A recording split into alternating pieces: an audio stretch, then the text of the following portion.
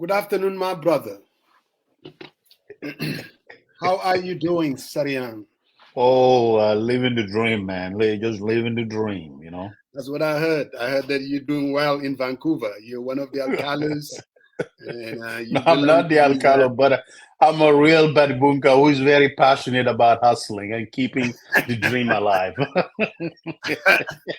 I understand. Buddy Book, you're very hustling. I hear you. Huh? After all, man, you need to. You're on TikTok, man. I mean, Of course, you're I way got ahead of people me. gotta hit me up. I gotta do my thing, and Absolutely, Saturdays, absolutely. it's a little quiet. I get my little ambience and get all these music up and down. And next week will be Immigrate, Ligue La Light. So I gotta keep hustling, man. Every now and then, I'm like, I gotta get into this TikTok thing. I can't Oh, allow even my man. Savannah, man. I did some of your events, man.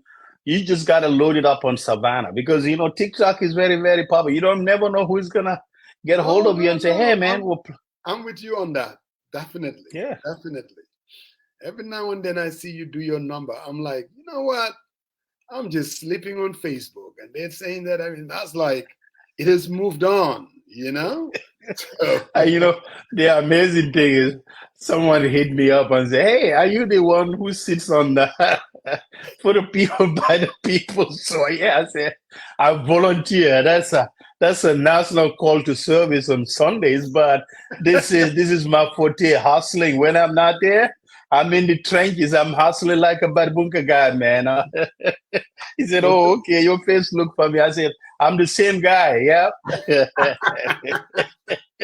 hey, Sariang Tukulo Musa Uh-huh. Sariang is now a member of the Barrow Must Go.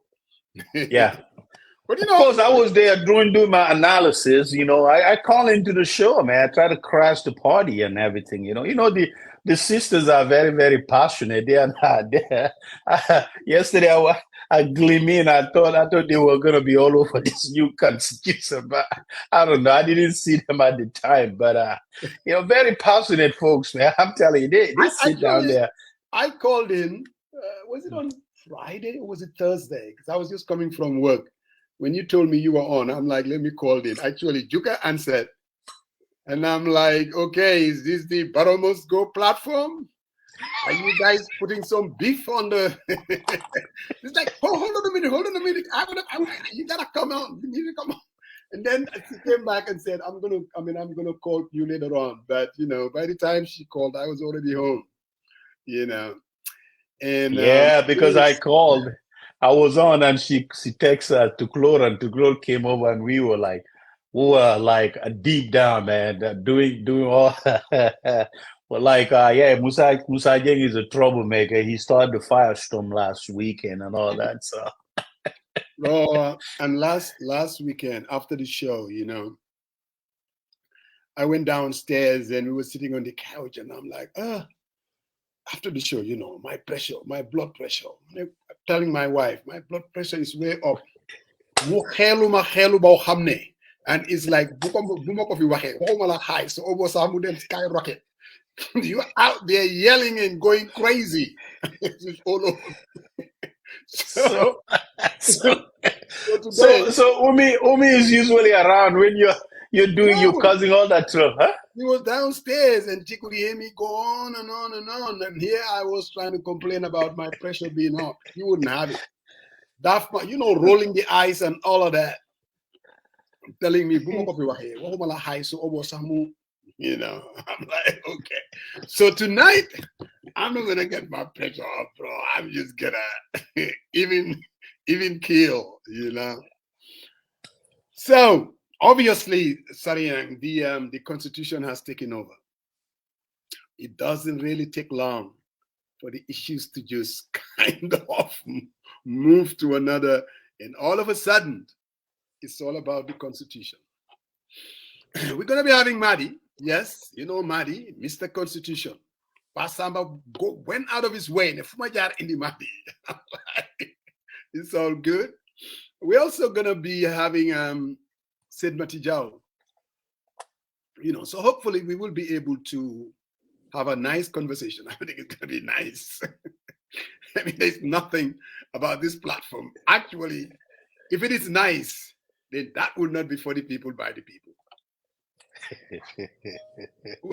What do you think? It's good. I mean, we got the CRC, which is the Constitution Review Commission of 2020, Yes. and now we have the BDJC 2024. So BDJC means Barrow Dauda Jallo Commission 2024. So there is a difference. Constitution. Yes, Constitution. Yes. 2024. Yes, 2024. We have the CRC and we have the BDJC, which is Barrow Dauda Jallo Constitution. Yes. So when you first heard about the rollout, I mean, I can tell you, when I heard and I saw it, I mean, I was excited because if you follow me on this program, I've always said the only way that I believe that we will be able to bring about change, I mean, and I've been saying it, it's like we have to have a new constitution and not to go into 2026 under the 1997. And obviously the diaspora voting and changes, I mean, changes within the Independent Electoral Commission. So that has always been I'm like, everything else, those things are the fundamentals. That has to happen. So when I saw the rollout, I was excited. When I saw the initial reaction, I'm like, oh my boy, here we go again. And obviously you saw my write-up. I'm like, hold fire. We want to make sure that this thing sailed through to the National Assembly. And and I was trying to avoid and preempt the over-politicization, but maybe that's my own naivete. I don't think, because this is obviously a political process, and there's just no way you can avoid the politicization of it. Are we going to do it at the expense of killing it, making it a stillborn before it even gets out of the mother's womb? I hope not. But like most Gambians too, like you said, the 2020 constitution was the people's constitution. I mean, they went all over the world, basically, even right here in Atlanta, the capital of the diaspora. Pasamba Mungai rules all you want. We had a meeting here and we talked about the constitution. They went to Scandinavia, they went to Africa, they went all over the place. They went to Kaurdandimayo, they went to Kayaf, and they listened to the people. Out of that, we had a constitution. Was it perfect? Maybe not. No one expected it to be perfect, but at least it's coming from the people. Unfortunately, it was never given a chance. It was killed. It was over-politicized. And without mincing words, there's absolutely no doubt, Barrow and his team, one could say that they were responsible for killing it in 2020. I mean, that's just the truth. You can scheme and lay blame all you want, but it was killed in 2020 because of their lack of commitment to the document. Fine. 4 years later, why 4 years? I don't know. We're in 2024. Couple of years to get into the elections. See, one would have thought, Sarian, you have the People's Constitution. One thing that they could have done, and I think this is where that is even a bigger problem, is how the process was rolled out. The lack of consultation, I think, is a serious, serious problem. And when I say consultation, let's even argue they don't want to get the politicians involved, the parties involved. Maybe by doing that, they will drown it into going back and forth. But at least engage civil society, engage other stakeholders, talk to them about it, put it down. They did not do that. They went ahead, they said it's from the cabinet, they worked out a document, and they rolled it out. See, if you remember a few years ago during the time of Batambedu, I always used to come here and I said, Batambedu is one of the best attorney general we ever had. I meant it then, and I meant it now. I have no doubt in my mind that there was no way in hell Batambedu will do such a thing that Dawda Jallow did. For heaven's sake, why couldn't you come? And let me just back up a little bit. You put out a constitution, you changed it, the People's Constitution. The first thing that you could have done, put an addendum. Every change that you make, have the audacity and the guts to explain why the change was made and what were the changes. But you did not do that. That creates more suspicion more than anything else. People think that they are up to no good. People think that it is all about Barrow and them. And that's unfortunate. So Lindon Regal, like man personally, because I still want to have a new constitution before we get into 2026. I really want that. And I am going to do whatever I can. I'm an average Gambian. Nobody cares about me, but I'm going to speak my mind towards that. But they are not making it any easy for us. The rollout was bad. They do not. I could see Batambe coming out and having a press conference, facing the journalists and telling them and accepting. No, seriously. You've seen it during his time. Going back and forward and telling, explaining. I haven't seen that from Dawda Jallow. I hope he would go to coffee time, call the media. You make changes, you own it. At least out of respect for the people. But ñom niñ dooree nii Sariang, I think it's gonna be tough, really.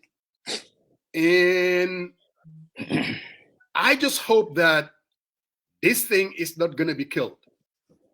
And if I were a betting guy, I wouldn't bet on it. In as much as I want this thing to be successful. Before I hand it over to you, I have always said, and it's going to be my argument all through today's program, I have what I would call deal breakers for me. That's what I call them, deal breakers. There are things I am willing to compromise. Obviously, prior, when we were having the constitution talk on this program 4 or 5 years ago, I've always talked about diaspora participation, even running for president. That has always been my beef thing out there. Obviously, it's not there. I'm willing to put that aside. It's not a deal breaker for me. What are my deal breakers, Brother Sariang? I want to make sure that we have a constitution, 2 5-year term, once and for all, that we need that.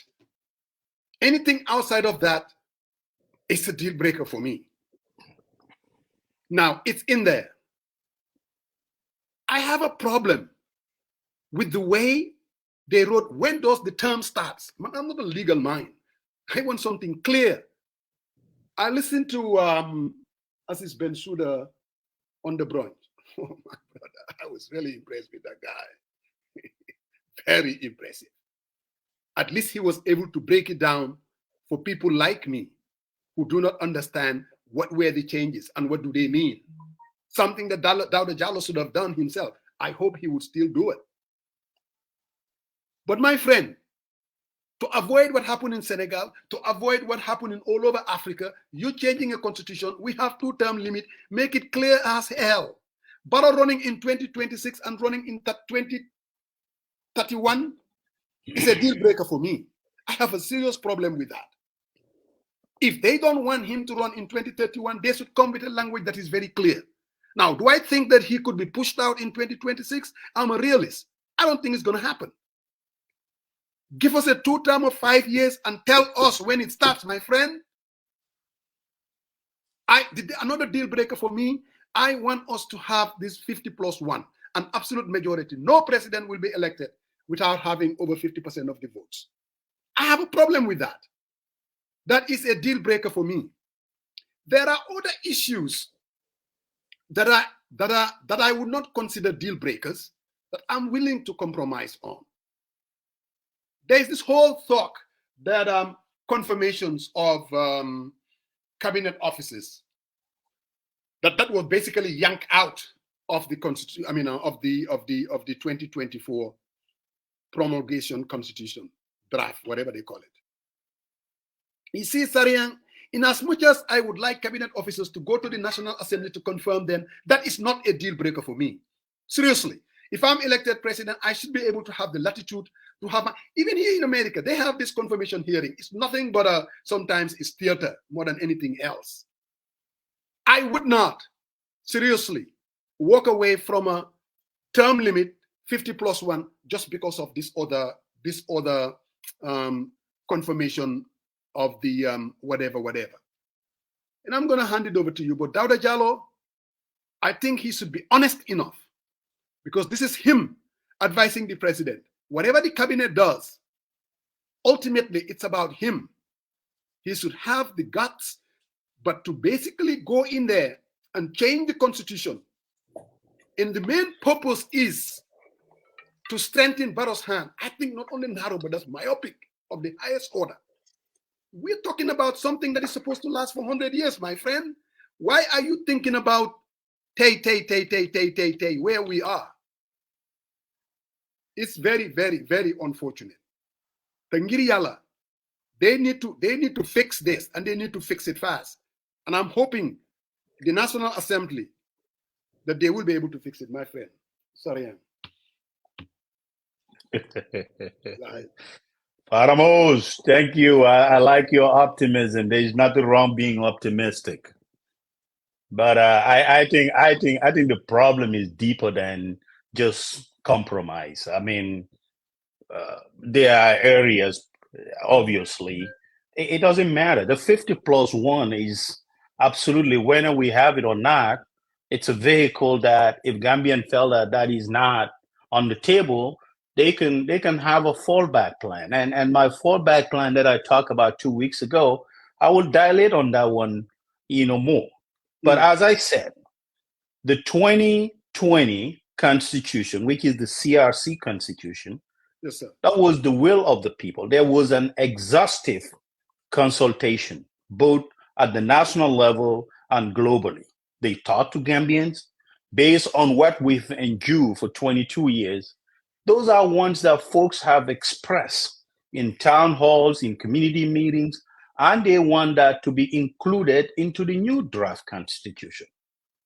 Granted, the fact is, as I call it, it's a BDJC, which is Barrow Dawda Jallow Constitution of 2024, right? So they went in, they watered it down. And this is the problem, and we cannot just continue being all hyped about if one event happens and the other one we wanted to massage it. That's not it. We've seen Barrow wanting to entrench himself for a very, very long time, Musa. That is just the truth, right? So the whole thing about, there are areas, even free speech, assembly, right, where they water it down. You can go in there, assemble, and you can have your petition handed over to whoever the official, designated official. They watered that down. That is a fundamental right. Now it's gonna be over. The one that they think, sometimes they felt that folks are gonna be outraged. Folks are coming out. They wanted to put a safeguard on. That way they can say, oh, national security, we will not have this. I don't think that is fair. And that's not what the people say. That's not what the will of the people. When they went around, they spent almost 110 or 116 million of money flying around. Then you mirrored it to what you wanted to see. That's just not what Gambians want. And I think this compromise, what do you want to compromise on? There is absolutely nothing out there that we need to even, it's not even a non-starter, right? People, the fact that the biggest one is the accountability and integrity part of it. I mean, we sit down here every week, corruption, corruption, corruption, corruption. All of what Gambians aspire is, if you're coming to the office, for God's sake, declare your assets. What do you have? When you're leaving, you declare what you left. I mean, it's a very standard protocol, right? Why are you afraid? Why do you have to take the whole entire thing out? And we need to compromise on that for what? And you talk about the confirmation. Yes, the president has the ability to nominate someone. He has the power to do that. But also, I think it's also good based on our political climate. Right now, it's very toxic. People who needs to be apolitical. I think I seen that confirmation process for somebody to come on the record and for the person to know that I need to execute the office of which I am privileged to lead, without being somehow succumbed to when you didn't work with Alawat Barrow expect he can fire you. I think there should be safeguards in place. Yes, he can. But I think based on qualification, answering the question, he or she should be eligible for a top or down vote. If he doesn't have the vote, he doesn't need to.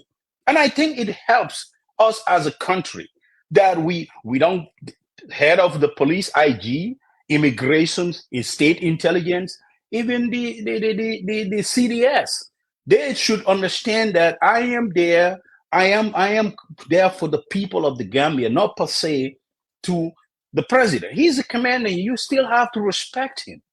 But you cannot follow laws or interference on things that are against the law. I think that's what the people of the Gambia fought for. And that's what they expressed in those town meetings. If Barrow and Daudas Jallo went and sat down and watered this down to tailor to Barrow's entrenching himself into power, I think people should be outraged. This man this whole thing went over his head. He went after the justice. There was separation of power. Judiciary has to come up with their own budget and submit it to the Minister of Finance. That's been in place for a very long time. Now he is saying, oh, they have to take that budget to him for him to bless. What are the separation of powers in there? So there are a lot of good, besides just, we cannot focus on the 50+1 part.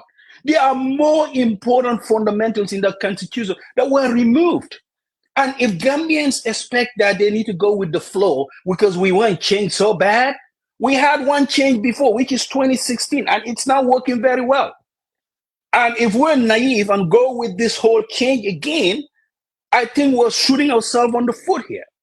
And I think everyone needs to be clear. Accusation of politics, that's besides the point. This whole thing, retroactive clause, that is besides the point. There are more important aspects. If we keep sitting here and talking about system change, what are the drivers for system change? Accountability, number one. Accountability and transparency. You have to. Don't come into office, try to enrich yourself at the detriment of the poor people. And that's what's been happening. That's been, we starting here with why do we have to? 50+1 is not even, that's not very important. And the retroactive, most of the stuff. Oh my God. No, hold on.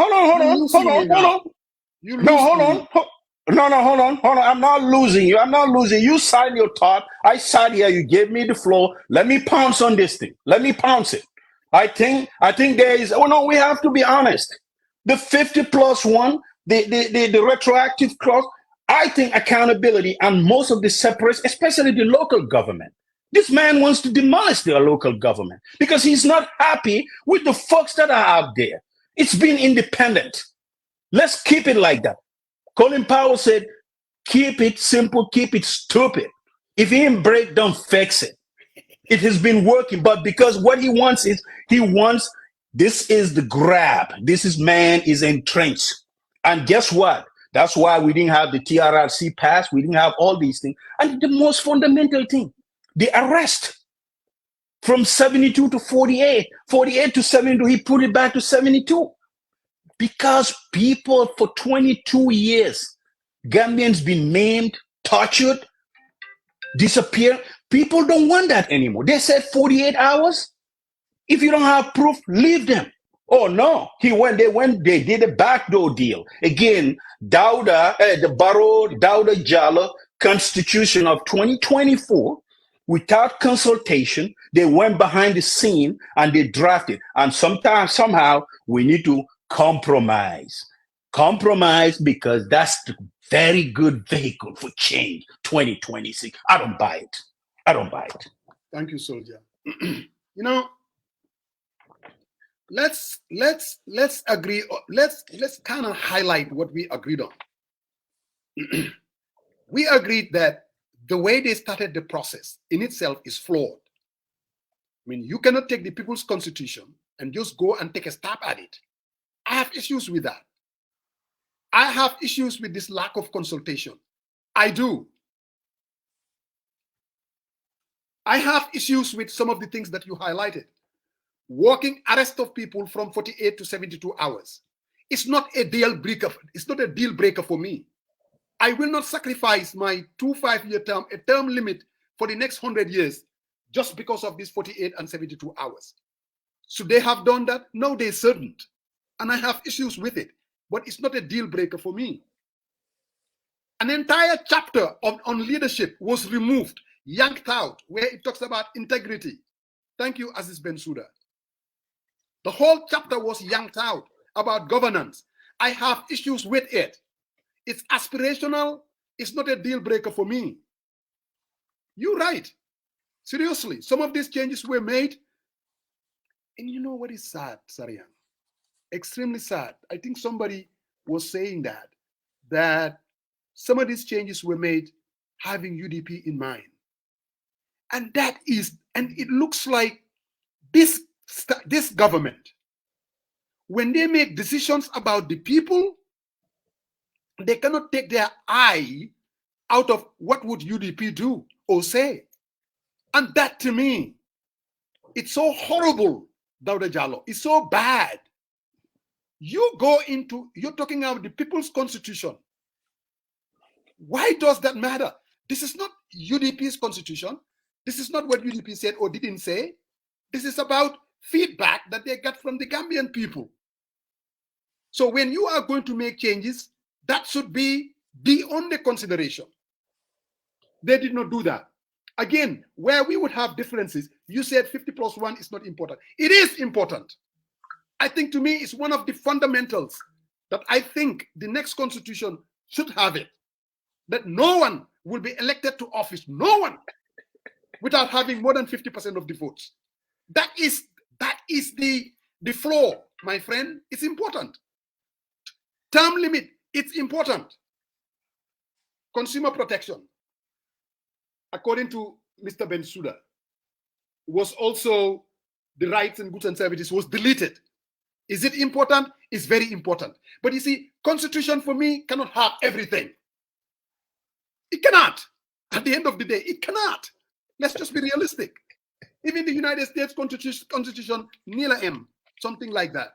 You can't go and put everything, man, Matsariang, Digante, what we do, what we don't do. You put it in the Constitution, you get into the details. I think that's a waste of time. You are right. I have issues with the way they approach this decentralization. Even in the 1997 Constitution, as we speak, it has that. But it didn't make any difference. But the fact that they yank it out, it basically proves what you were saying. Now, they're only doing it because of Yankuba Dabo being at West Coast, Talib Bensouda being at KMC, and what's his name being in Rohim Malik Law, my sister, Tangalon showed me that last week. For you to go and just yank that, the Fagina. So, are they serious about this thing passing? And if they think for a minute, by doing that, and then UDP would vote against it, or whoever, and you're going to blame it on them, you think Gambians, we are stupid? Really? You seriously believe, Nay, you are doing all this so that, because Mr. Dabo said, if you touch it, my people would vote against it. So, you're going to touch it.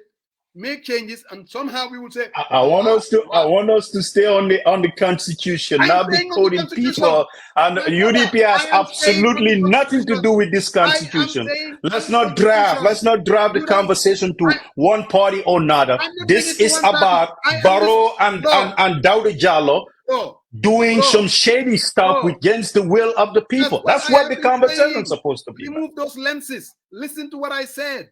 Remove No, those there is no lens. I mean, I am What I just said saying. is, hold on. We gotta stay on target. You're gonna, your feet is gonna. Today we're gonna speak the truth here. Toby, this has nothing to do with UDP. You gotta allow me to finish. It has nothing to do with UDP. But what I'm saying is, UDP did make a statement. Are you saying that we're not going to talk about it? Their statement. Look at it. How I said it. I said. I am not taking debate today. I'm telling you, I'm prepared to talk, to communicate to Gambians about the draft country, not UDP. That's what you always want to drag it. This is not about UDP. I'm telling you, it's not about UDP. Bro, relax. Anytime we raise UDP, you get on Skype 50. No, it's not. But I don't know. Let's stay on tangent. They are allowed to discuss. This has nothing to do with UDP. Who said that? Who said that? Esafal was on Gambia Talent talk about the country. You didn't quote your. Let's stay on target. Sariang, relax. I want us, Musa. All I'm asking is let's stay on the conversation. Let's stay on the conversation. You stay on your topic, the things the way you see it. Let me say it the way I see it.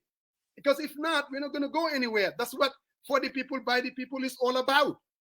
What I'm saying is simple. All right? What I'm saying is simple. This issue is about our constitution. Yes, it's a political process. Don't filibuster. Don't filibuster. I am not blaming anyone. The only, bro, wait. Oh my God. I'm not. All I want us to have a conversation talk about the Constitution, not blaming someone a political statement. No. You talk. No. Go ahead. Go ahead. No, it's not. Here's the thing. When we started meddling UDP is not the only one that has come out and say, oh, the Constitution, blah, blah. There were several others, right? But the key fundamental here is it has nothing to do with any political party. Every Gambian has to be outraged. National Assembly members, he tried to take their powers away. He tried to take the judicial independence away. Even the composition of judges, who needs to sit down and select judges, has been compromised. Right? So I am just saying, the 50, you say your deal breaker. I'm not saying it's not about, but here's the thing, another thing. And I saw Mr. Water writing, oh, it's not. I don't know, but that's not a deal breaker to me. The one that is deal breaker to me, the things that he took out, because that's what Gambians aspire to see their leaders in the future.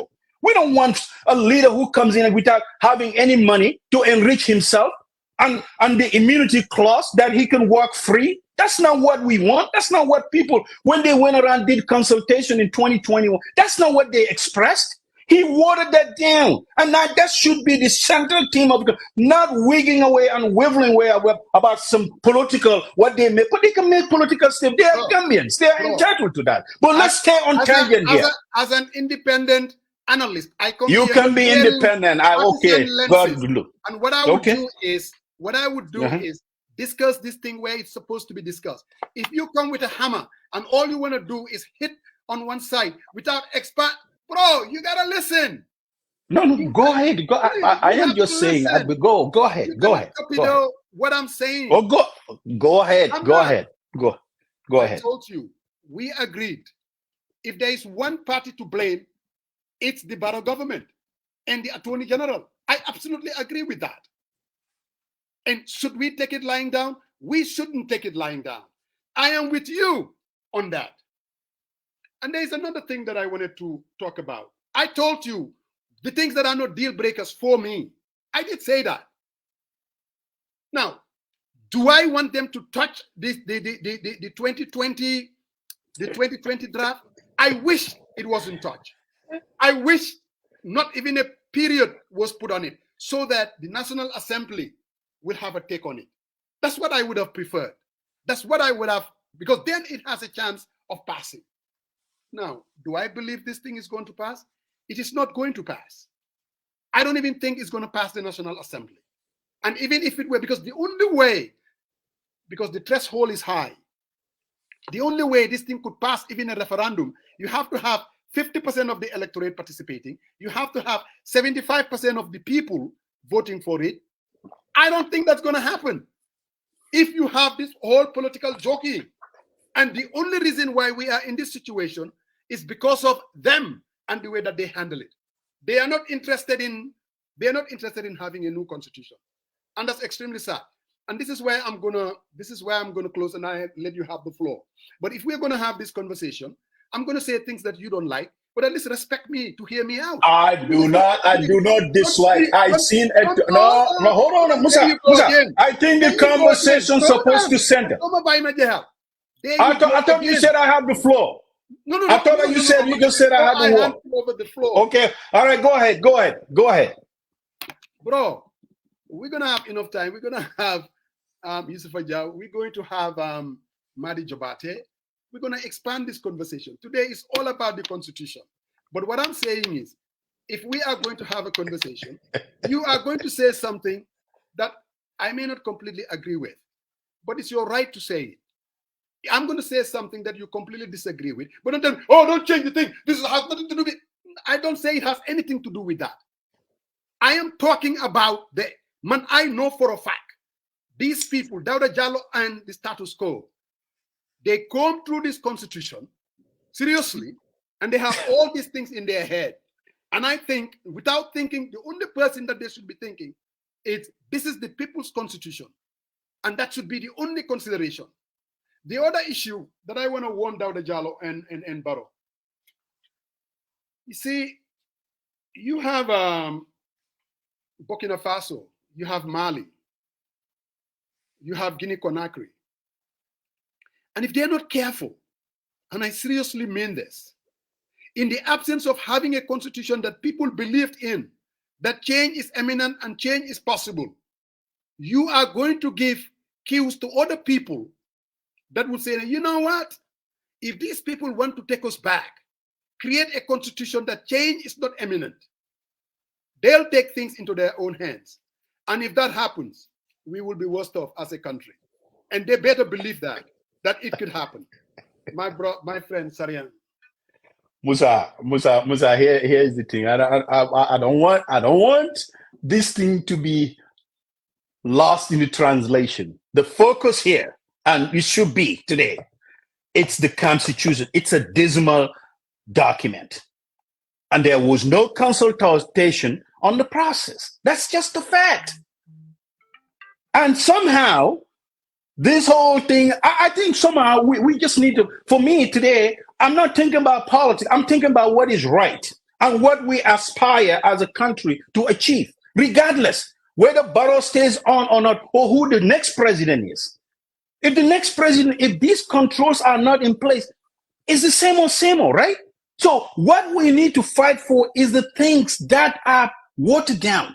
And that is more critical to me than what I'm trying to say, 51%, if you do a shady deal behind the scene, you did not do consult, before even people read it, they had resentment against the document. You did not do your consultation process. And as you highlighted here, he did not talk to the press. There was absolutely no appendix attached to it. Why they did this? People trying to push back somehow, people should, it has nothing to do. Let's talk about morality and integrity and honesty. That's what I wanted to talk about. This is more of politics. We need change. No, it's not all about change. It's about the institution. That's what we want to put in place. Oversight, honesty, transparency. Because these are all key ingredients that's going to push, a country. If we want to see a country that is free from corruption, what do we need to do? What do we need to do? What are some of the modalities that we need to put in place? It's not there. It's taken out. We're talking about 51%. 51%. Tell me, you can go around, and the rhetoric that's not even more important. As I said, I'm speaking from, I'm not saying that you should be universally acceptable. You state your thought here. I did not interject. I didn't say that was worse. I didn't say that. I listen. What I'm trying to say is these fundamentals that are taken out. If we want a country that we're going to hold our officials accountable, that they do not take us for a ride, not that as a service to the people, to the country, not enriching themselves. Are you there for the office, the privilege that brush the privilege, or you are there to serve the people? And these are key fundamentals, Musa. I think that's where I'm driving at. I think these ones that are watered down is a showstopper right there. And I think Dauda Jallo, being appointed as Minister of Justice, should put a lot of thought process and think about the current political climate. But if you put these things there, people are complaining, and you water down the version of the one that came from the majority, and there was a consultation. Now, where would the political? Let's take the political. We cannot even continue to think about politics all the time. I think, for God's sake, moving forward, let's do what is right and what is good for Gambia. We've been through these trenches for how many years now? 50-something years. Last week, we sat down here, we're talking about land allocation and all that. This right here undermine that argument, because if we're not standing up and say enough is enough, we're not going to, it undermines our argument. So that's why I'm telling you, okay? I'm not saying that should not be part of it. I'm not saying that. I'm saying, to me, these are the deal breakers. These are more important. Sarian, we come here every Sunday. You are Sarian, I'm Musa. We have our own different political orientation. People tune in and they want to listen to both of us. Like I said, so Funjar Deguwante, Funjar, we have our back and forth. There are things, for me, I have highlighted. There are a lot of things that we have in common. I am equally outraged. Man, I want to see a new constitution. Really. And if it means making deals, there are things that I'm willing to make deals with. There are things that they are red line for me. But that's just me. That's just me. Now, to think that this is not politics, constitution making is a political process. So if you think you can do it without removing the politics, you are mistaken. So, Mandima Moine, I have highlighted what are the deal breakers for me that are important. 2-term limit is important to me. 50+1 is important to me. That doesn't mean, look, for me, living in the diaspora, be able to run for the presidency, it's important for me. But it's not a deal breaker. Manola Lawa. Consumer protection is not a deal breaker for me. You talk about the 48 hours or 72 hours. It's not a deal breaker for me. But you are right. These people, what they did was immoral. I agree. Loluman, I totally agree. And I think, now the question is, and we're going to bring Syed Matijao. We are where we are. What's the solution? What do we do? Are we just going to give them the finger and say, go to hell? Are we going to lay there and say, you know what? Forget it. Let's continue with 1997 Constitution. I think it is a conversation that we need to have. What are our options as a people? Or should we have mass mobilization and go to Makati Square and tell them, you know what? We ain't having it.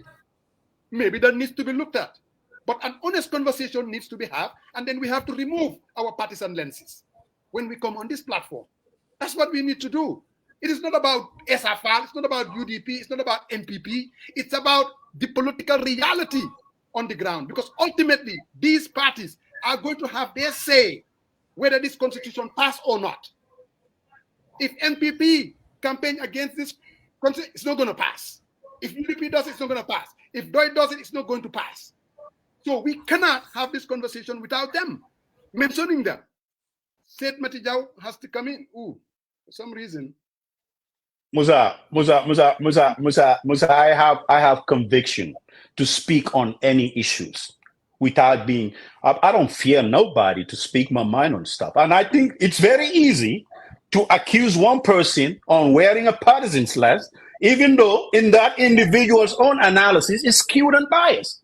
That's human nature. I can take that. I'm a big boy, right? But what I'm trying to say is, let's not let's it not center. The conversation should not center about political parties today. Let's talk about the meat and potatoes of the document that's been shared. That's what we are doing, though. No, hold on. Jamaican, you said you would. I'll listen to you. Sorry, yeah. Listen to me too. I mean, it's not monolithic. The reason I get up at 8 o'clock in the morning to come on this, because I think through things and I come here, I want to share my perspective with the viewers, right? So we both got to respect that, right? But if we keep attacking or saying, oh, partisan lens, what partisan lens do I have? I did not speak here as a partisan or aligning to any political party. Mention one thing that I say that is partisan. It's not. It's not. It's not. So let's not do that. And I think this right here is the one that defeats these documentation and all that. I think we need to be cordial. We need to speak and sync on, and hopefully craft a message that's going to unify and bring Gambians together. But if we start finger pointing, you preempt before the document, even people have had chance to read it. You wrote something on your Facebook page, right? But maybe that's Musa's way of preempting the document. But I wanted to read through the document and listen to the experts and have a conversation. And here it is. I want us to agree on stuff that we can move forward and have a conversation. Whether we have the vote to pass this constitution. Oh, hold on. I get it. Oh, let me finish. Let me land. I respect the justice coming, but I gotta speak. I mean, I have to speak what I need to speak about. That way we can have a closure on this and move forward, right? Yes. So it's important that we state the facts. Okay? So and the facts shall set us free. So with that, I open the door to your guest to speak. What he has to say. Thank you. It's our guest. Brother Said Mati. Yes, Mr. Young. How you been? Yeah, I'm good, man. I'm good. How's the family? Yeah, everybody's So good. I really want to thank you because it's a last minute thing. Actually, Samba was trying to get hold of you the past couple of days. You must be a busy man. It's just the writing sometimes. Have some reports to finish. Right. And right. But I'm happy that I'm here because this is also an important process that we've been following for some time. And even me listening to you guys, some of my ideas, I say, they are getting what they wanted. Divide people and so that things could could work in that way. But yeah. Said Mati, I greet you, sir. Welcome. Thank you, Mr. Malang. Happy to be back here. All right, thank you. So Sid, yeah, we are where we are. I understand that at some point you were either anyway, what's your take on this whole document thing? And where does that leave us? We went through the 2020 draft. It was ditched 4 years ago.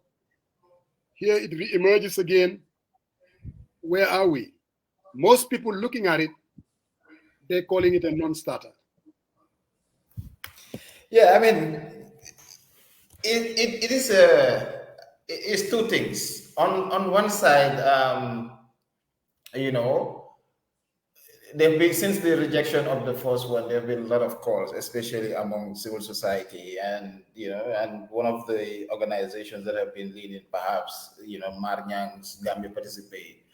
There have been quite a lot of conversation on how to bring back the constitution and all that. But the second issue was also how do we come about that process? Do we go to the National Assembly or the executive has to also come up with their own draft? I think for me, one of the questions that was answered basically was that there's definitely a need, an urgency for us to have a constitution, but also, what kind of mechanism or process that we need to follow to reintroduce the draft constitution. I think those questions were not really tackled. And so when I saw the draft, I mean, of course, if there was no consultation, because it shows that we have moved from a process or a stage of the development to something that has been basically delivered by a particular group or small group of individuals. And for me, that's, like when people talk about the document and all that, for me, that is very important. But for me, my interest is usually on the process, because as we all know, I mean, we are not making a constitution for anybody. We are making a constitution for all of us, and so we are making constitution for the Gambia, and therefore, the process of bringing Gambians on board and be part of that process, for me, that is what is very central in terms of this constitution making process. And so today, people will compare two things. They will compare what the process of bringing about the draft 2020 that was rejected, which everybody agreed that it was very consultative, it was very engaging. The constitutional process used a very scientific, broad-based methodology to engage with the community. But also at the end of their engagement, they came out with a report, whether you agree or disagree with their the final draft that they presented. They came up with justification and reason why they did those kind of stuff. And so you compare that to what we have right now. One, it answers the aspiration of the people. Of course, people wanted a constitution, so therefore we'll just give them a constitution, but doesn't address basically, carrying along the voices of the people. Because recently we had a national dialogue, and the issue of a constitutional process came about, and there were quite a conversations around that process. And then now you just come up, you release a document, and people don't see themselves in it. And I think that's the biggest challenge now, the biggest question that we have to address.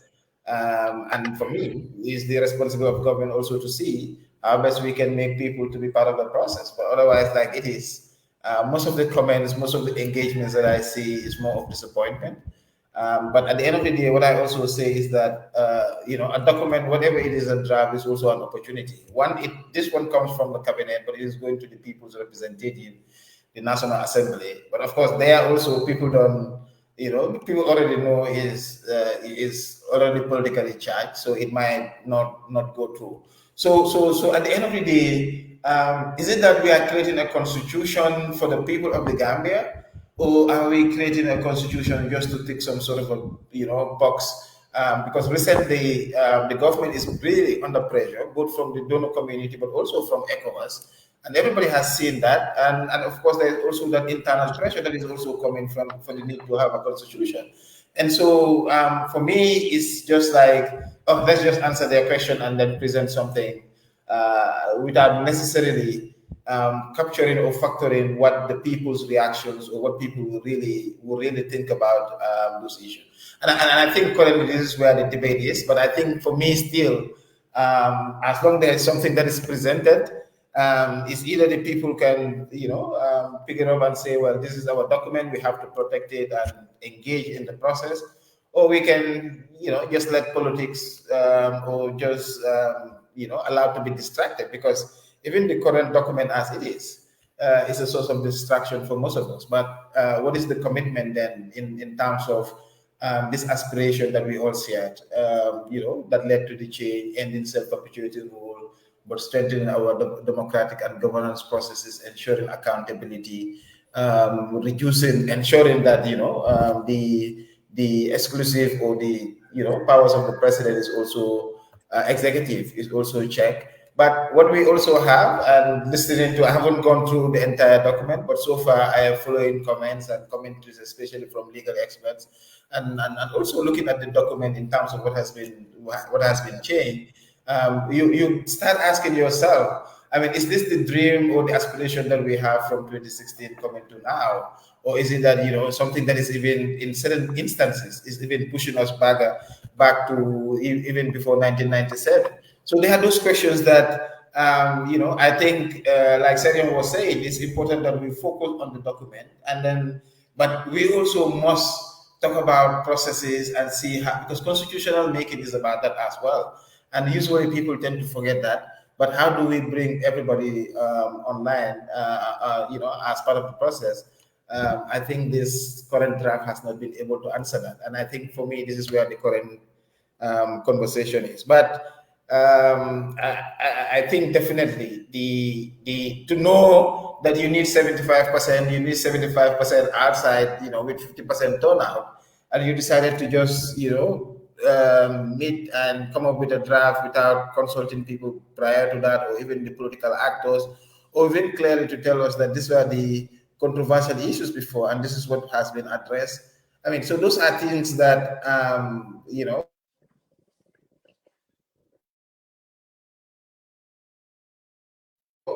are still part of the issues that I hear about this process. And I think for me, that is the dangerous part. And that's the first lesson that I'm saying. And that's what I'm learning right now. So, so it looks like, said Mati, listening to you, I mean, this thing is dead on arrival. Obviously, the process is already compromised, how it was rolled out. I mean, I don't think they can go back and fix that. It is what it is.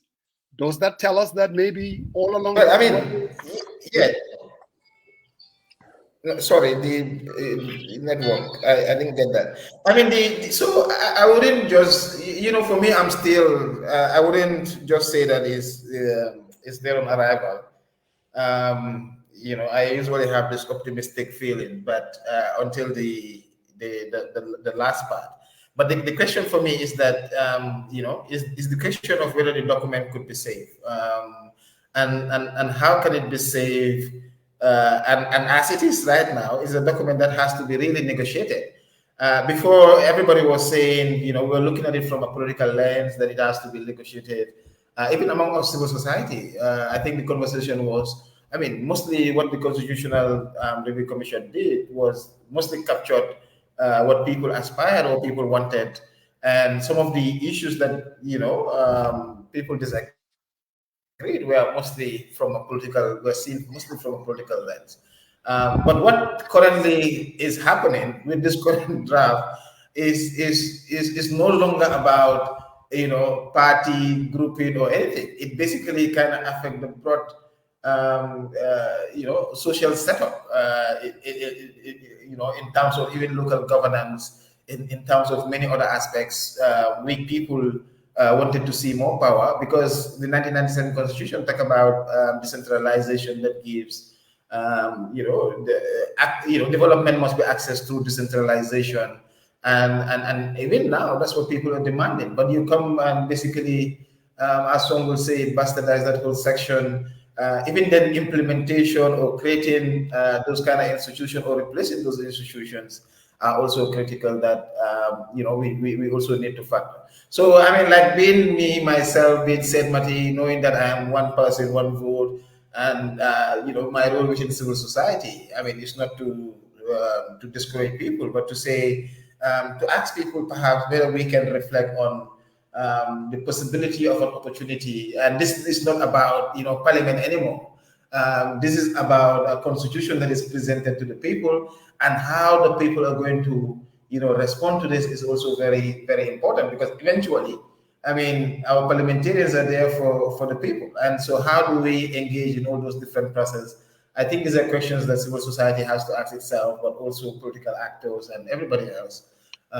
You know, so for me, currently as it is today, if it was voted, I don't see people agreeing on it. But I think since we have 3 months or some other days, and eventually after, there's possibility. There's a possibility perhaps to fix the document. Sorry. All right, Mr. Jau. Mr. Jau, and thank you very much for highlighting. I think this should be about the document per se. And I know the processes that need to enlighten.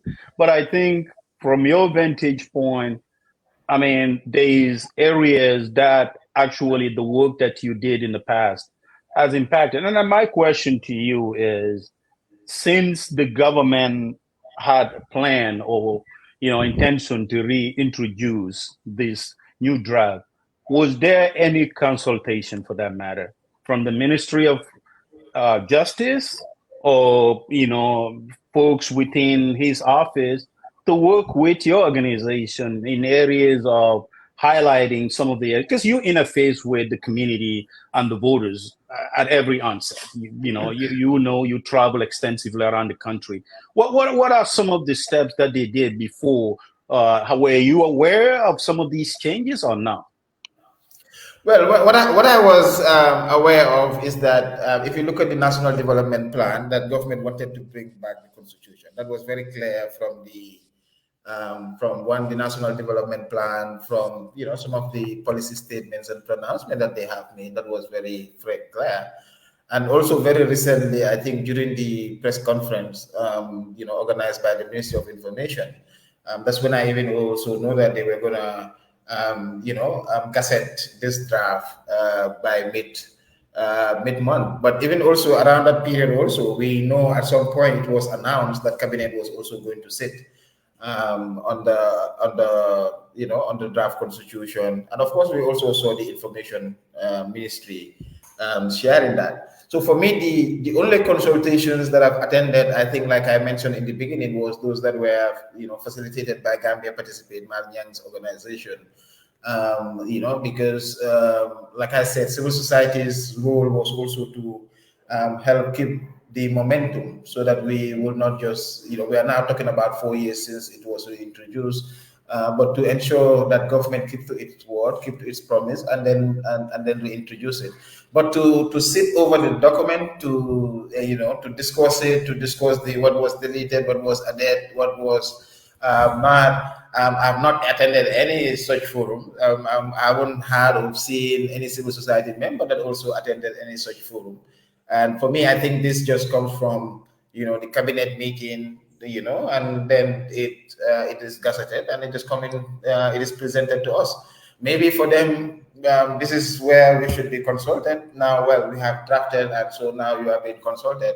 But in the process of getting this current draft, I'm not aware, and I wouldn't participated in one that talks about that. But also during the national dialogue, I mean, because I was, I think I facilitated the conversation with the political actors and institutions among civil society. And one of the recommendations also within that process was to bring this constitution back. Because in this country, you realize, and every time I argue that, most of our problems, sometimes we just limit it to individuals, but it's a structural problem in the sense that, we have all these colonial laws. Gambia has not been able to reform and revive itself, do all those sort of stuff. And so that's why it is important that we start focusing on this constitution to enlarge the space, ensure that, people can, there is issues of accountability and people can participate. So during those different conversation on convergence, the issue of the constitution keep coming up. But bring back the constitution, bring back the constitution. But like I was saying, the process or how, and sometimes I raise this, but for us sometimes we are seen too academic, because sometimes you need to question that, like the how mechanism. And sometimes I wanted to see if Madu was coming here, because his proposal has been on creating citizen assemblies, but the other option has been also to, perhaps look at what the CRC has said and then follow that process and, send back the issue to the constitution. And I think during even the national dialogue, our recommendation was just to resubmit the draft as it was. So that's why I said, if this draft come up like this, and then you see the initial reaction, it shows that, people are saying, well, this is not our document, it's somebody else's document, but we'll have to look at it. And I think that's what we have to do at this minute. Okay, thank you. So what is the process though, as far as, the MOJ intends to submit this draft, and from here, how does the process go until start to finish? Well, if you could enlighten us a little bit. In my layman understanding, I'm not I'm interested in the process, but I'm not. But my understanding is that from here it's gazetted now, as per the constitutional requirement. So it will last from the 14th of August to, it should take like 100 days, 3 months and 10 days, and then it will get to Parliament. And in that, then Parliament will have first reading, and I think the second reading, where also they'll have to discuss the merits and principles of the bill. If you remember last time, that's where the bill, ended. So if it succeeds, if it gets the 75%, or 2/3 majority, I think, please, if I'm getting it wrong, people that understand it better could explain it. Then it moves to the committee stage, and where in the committee stage there could be that possibility of consultation And I remember during the 2020 draft, I was hired by the UNDP as a consultant to draft a strategy in terms of the consultations within the committee process and how the committee will engage with different stakeholders along those period, because there was that whole support in terms of that. So when it get to that stage, I think there will be a conversation around it, and if it pass consideration stage, and then eventually it has to be voted again on the third reading. And this time also it also requires 75% support. And if we get the 75% support, I think then the referendum question might be drafted and then to the IEC, where then a date for the referendum will be set. But the referendum itself also will require 75% support out of a total turnout of 50% of the registered voters. So this shows that the entire process, it requires like a majority support. It's very, very, very strong support. At least it needs 8 out of 10 Gambians to support almost every process, before it gets through. So it shows that also, for me, constitutional making is a peace building mechanism, where we are coming from a transitional process. We're talking about reconciliation. We're talking about that. This should have been an opportunity where Gambians sit around and then negotiate all these different issues. At least starting from cabinet consultation with the wider public, then subsequently, for the consultation at the National Assembly. And if people disagree, everyone is your vote.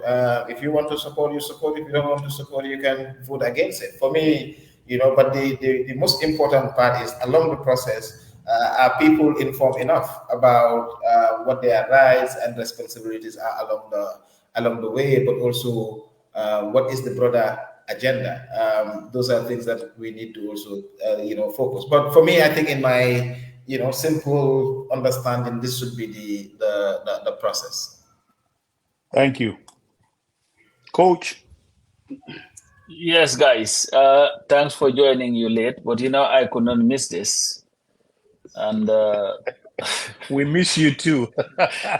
I know. I see the so-called strategies and all that stuff. So I don't know what you said. He was waffling. He started that since last week, so it's all right. I'm so used to it now. Let's go ahead. I know you're gonna be fair and balanced, so you got the floor, man. That's all right. Yeah, but I think this is a very, very important undertaking. Yeah. Constitutional building should not be a walk in the park. Unfortunately for us, we have now resigned ourselves to, let's settle for this. And I think at some point, if you've been independent for almost 60 years, settling for things should be a thing of the past. If you look at this country that we live in today, the United States became independent in 1776. You know when their constitution was ratified and became operational? 1789, 13 years later. And the crafters of the document were not thinking about what benefited them then. They were thinking about what was in the greater interest of the country going forward. And this is why that document from 1789 to date has only been amended 27 times. There is a reason why the Gambia Constitution, if you want to call it the 1997 Constitution, nobody can tell you what the correct version of the Constitution is, because this has been amended for over 50-something times. Every time they feel that this favors us, let's amend it. And I think this is another missed opportunity again by President Barrow and his group, because I think they are more focused on what is in it for them than what is in it for the Gambian people. Listen, even if they had the intentions all together and say, you know what, we don't want this, I would have just changed a little things if they needed to change something and let it go to the National Assembly, go through the committees, make your arguments. But isn't it interesting that everything they changed are the things that they complained about from the first time around? And let's look at this process. Since the failure of the CRC, when Barrow and his clique torpedoed that thing, they scuttled the whole thing, took it away from us. After all the monies that we spent, they went into this negotiation They brought in international idea, whatever they call themselves. There was a meeting in Abuja. There were meetings all over the place. They engaged civil society. Everybody thought, you know what, maybe these people are interested in something serious. Only to come and write this document without consulting a single person outside of their group. Maybe they will tell you, oh, we spoke to some lawyers. Yes, if you pay lawyers and tell them what you want them to write, they will write exactly that for you. So to me, if this has shown anything, is not only the greed and selfishness of Barrow and his group, but the total dishonesty. And listen, some people will tell you, oh, term limits, 50 plus 1, we want that. But for once, we want a constitution that can stand the test of time. And constitution is not only dependent on whether we have term limits or not. Even the term limits, nobody can tell you what it means. There is a great chance that Barrow could be president for 20 years. 20 years before these term limits will kick in. And by then, you would look at our country. Jawara 32 years, Jammeh 22 years, and Barrow 20 years. And they said, you know what, now we're generous enough to give you term limits. And I believe that those Gambians who want to have a better constitution should fight like hell until we get that.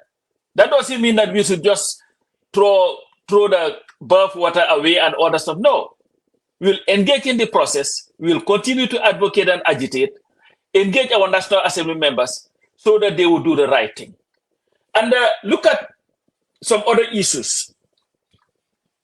In the draft, the original draft, it said that those that are to be appointed as members of the Independent Electoral and Boundaries Commission will have to be subjected to confirmation by the National Assembly. Now, you can even argue the ministers and say, well, he has the mandate, he can select his own ministers. But an institution like that is supposed to be the most independent institution, guided by integrity and everything. What is wrong with having it go through such a thing? And this is the same government that has just come out with a bill. They say they call it a vetting bill. They say they want to have a commission that is going to vet people that are appointed in the civil service. But you don't want to vet people who would occupy positions as high as the ones that would determine whether elections are free and fair in that country? And then there was another provision that said that if Musajeng is running for office and he declares his assets declaration would be sent to the Anti-Corruption Commission. It was set up for a reason. And the Anti-Corruption Commission would vet that declaration to see whether it is accurate or not, and then advise the Electoral Commission accordingly. But they decided, no, we don't want that. That is not going to be there. So first, you want to appoint the people that you want to serve in the Electoral Commission, and then want those people to be the same people that would vet your asset declaration. If there is one problem that we've had in the country for over 60 years now, close to, is rampant corruption. And people who have no regards for the welfare of our people. You come to power poor, you leave power rich. President Adama Barrow, I want to see his asset declaration from 2016. And then we can compare it to the one that he gave in 2021. And maybe that would be a clear explanation of this vast money-making machine that our political offices have become. I want, and another issue too, you know, the most abused provision of our constitution is the detention of people for 72 hours, and then they should be charged or released. Do you know that the draft, the 2020 draft, had it at 48 hours, just like it was in the 1970 constitution? But President Barrow and his people decided, no, we're not going to have 48 hours. We're going to go back to the 72 hours. And then you ask your question, what is their motive? What is their objective? And what has stopped them from saying, you know what, not only are we publishing this, but we are publishing for all Gambians to know the changes that we've made. Why should it take Gambians to be going and reading documents side by side to know what was changed and what was not changed? If your objective was not sinister, you would have been as transparent as you could be from the very beginning. But the worst mistake that we can make is just to settle for another constitution. We cannot have every government that comes have a new constitution. We cannot have that. Let's have one that is fit for purpose. So that when Musa Jeng leaves and Sariang comes, there would be any need for Sariang to believe that he also needs to have a new constitution. For what? Every president with a republic? It does not make sense. And President Barrow and his people must understand that. There was a time when Jammeh thought that all the amendments he was making in that constitution will always benefit him for the rest of his life. And guess what today? He's not in power. And I believe he has serious problems with some provisions now because it's not favoring him. So we need to have leaders who are not only forward-thinking, but leaders who respect us enough to give us what would benefit us not only today, but generations to come. But with this trajectory, every government that comes would have a new constitution. Before you know it, will be the country of more constitutions than anything else. It doesn't make sense. It's just absolutely ridiculous. Definitely. That's my take for now. Sid Mati, your reaction? Sid. Yes. Well, I mean, the sentiments more, I think for them, they even expected that because, I mean, the constitution, like I said, we are not making a constitution for an individual, but just for cabinet, for somebody that is elected by the people who also, come present. People's reaction definitely wouldn't be that good. But for me, the whole question now, and I have no answers. I have it's still the question of, what do we do? What is presented? I mean, should we just say, let us reject it? And I agree. At some point, I was saying the other day that bukan nakala marnan surat tahen nan put it so pompe uye how don't want to say Garus. Yeah. Garus. So sometimes it's also about what is behind some of the positions, some of the decisions that they have made. We will never know. But this is also for me also the the document, especially the one that I see now being compared, especially with the track changes. It also provides a good opportunity for Gambians to see exactly, even without any explanation, for Gambians to know exactly this is what cabinet is thinking. This is the way that they want to move the country, and that is clear. People now see that part. But for me, the issue is like when it gets to Parliament, how it is going to be handled in that process, and also what should be the role of all of us individually. Should it be more like a movement that say, let's return some of the, of course, some of the important points, some of the important issues that were discussed, or we just say, since cabinet want to use us as a scapegoat for bringing constitution, let it end and then let them start with a more genuine process. So these are things that also, as a country, definitely, as much as we need to look at the document itself, we also need to think about how are we going to respond to this very important question. Can we, either way, because passing this constitution as it is, and having the 1997 constitution, it's like Captain Saddam and General Saddam Hussein. It's almost the same, just changes of names without necessarily addressing the aspirational questions that Gambians have. And for me, those are things that should be the guiding principles of any constitutional making process. So Sid, yeah. Sid, I don't want you to do a little bit because ultimately, clearly, the way this thing is starting, we've heard what Pastor Samba said, Sariang before that, and there's total agreement that the process itself is flawed from the get-go. Obviously, most Gambians believe that the government is not interested in having this constitution passed. My approach has always been, there were changes that were made. And I want to pick your brain. I talked about what are the deal breakers for me. And again, I want us to dig the 1997 Constitution, not at all costs now. I'm not saying dig the 1997 Constitution and take whatever is out there. That's not what I'm saying. So I want to read some things based on what Assis said on the program, The Brunch, that these were the changes. And I want you to tell me whether are those deal breakers for you. Are you willing to still, hopefully, that the National Assembly will be able to fix it? Pasamba talked about the arrest, changing from 48 hours that was in the original draft, 2020, to 72 hours, back to where it is 1997. Is that a deal breaker for you? Removal an entire chapter 5 that was kind of yanked out. Yeah. Is that a deal breaker for you? The freedom of assembly was touched. Removal of, secondary education was another one that was removed, meaning for basic primary level, there's free education. For secondary, in this 2024 draft, was taken out. The decentralization was also deleted, which is even in the 1997 Constitution. Consumer protection was also deleted. And composition of the judiciary, nomination of a whole lot of other things. Now, I want you to help us here and also our viewers.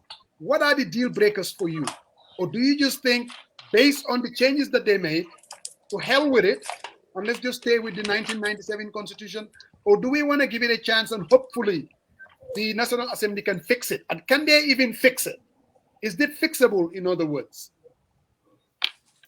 Every document, is fixable. I think this current draft, when it gets to Parliament, they have, if it passes through the stages, they can rework it. I think at least that's the opportunity that is there, because then Parliament is the people's house. If there's that agreement and support, that is very possible. So in terms of, for me though, in terms of deal break,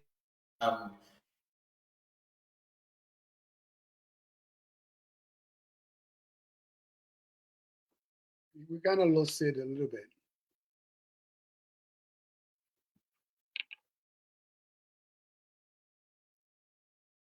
Sid.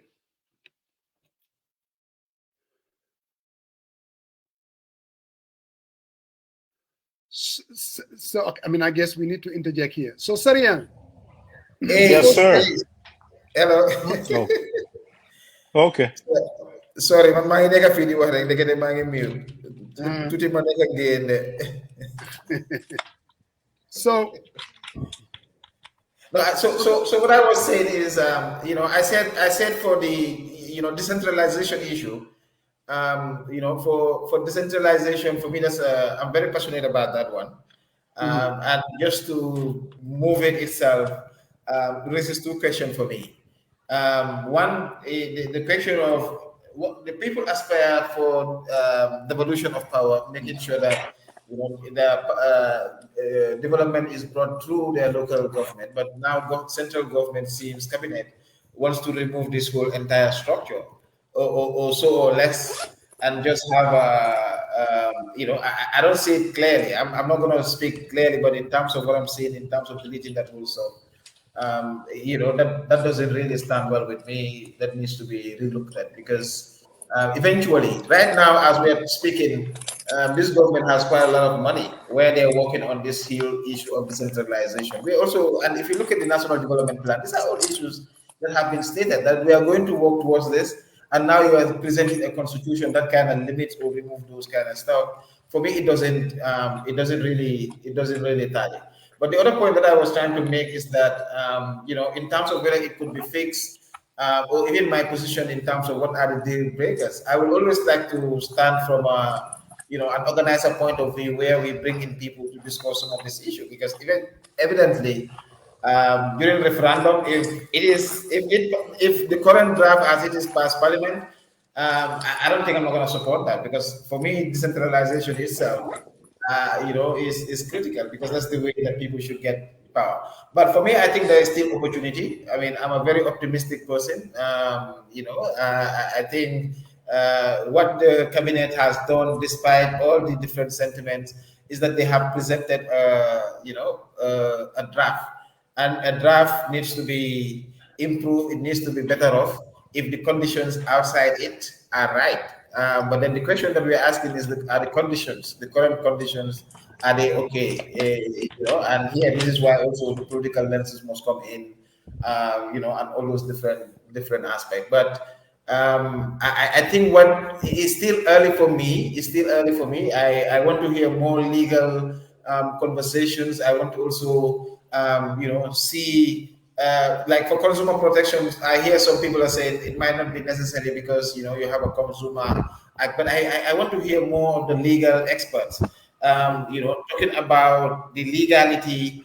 And then for me, I think that's the time that I can also look at, in terms of the political aspect, its impact and possible influence. But issue of also, the IEC, people have been also talking about strengthening the institution. But I see that the chairman, instead of being, taken to the National Assembly, you talk about judicial service or something. Sometimes some of these processes of taking people to the assembly and all that, the idea more broadly is also to get, broader partisan support to confirm somebody. But a sensitive institution like IEC, the president and Judicial Commission and other people that he is likely to appoint is like the same person doing the same job. So there are things that we need to, like I said, we need to look at critically. But for me, in terms of fixing, now the ball is in the court of the National Assembly. But this should not be the role of the Assembly itself. Even at our own VU level, committee level, we can organize Yansi Diaspora. There are things organized, some small citizen assemblies, send comments to representatives. There are ways that we can do it. But eventually, also depending on the politics at the assembly, I don't see that this is something that people will be too excited about to fight for, to say, bring it about, do like that, because people feel defeated already because they have not been involved. But the question for us also as civil society, how can we inspire, that, of course, this is a problem, but there are other opportunities that we can use to amend this. And eventually, if it is not fixed through the parliamentary process, it will get to the public. And if the public don't like it, you cannot tell people how to vote. They will vote the way they want to vote. So those things are also there. So there's an opportunity for us to engage. But, we are also a pluralized society. How do we answer all these different issues with this particular constitutional process? And for me, that's what I thought the whole draft was supposed to do, to help address the polarization within society, but also to bring partners together. But so far it's not the case. Go ahead, Sarayan.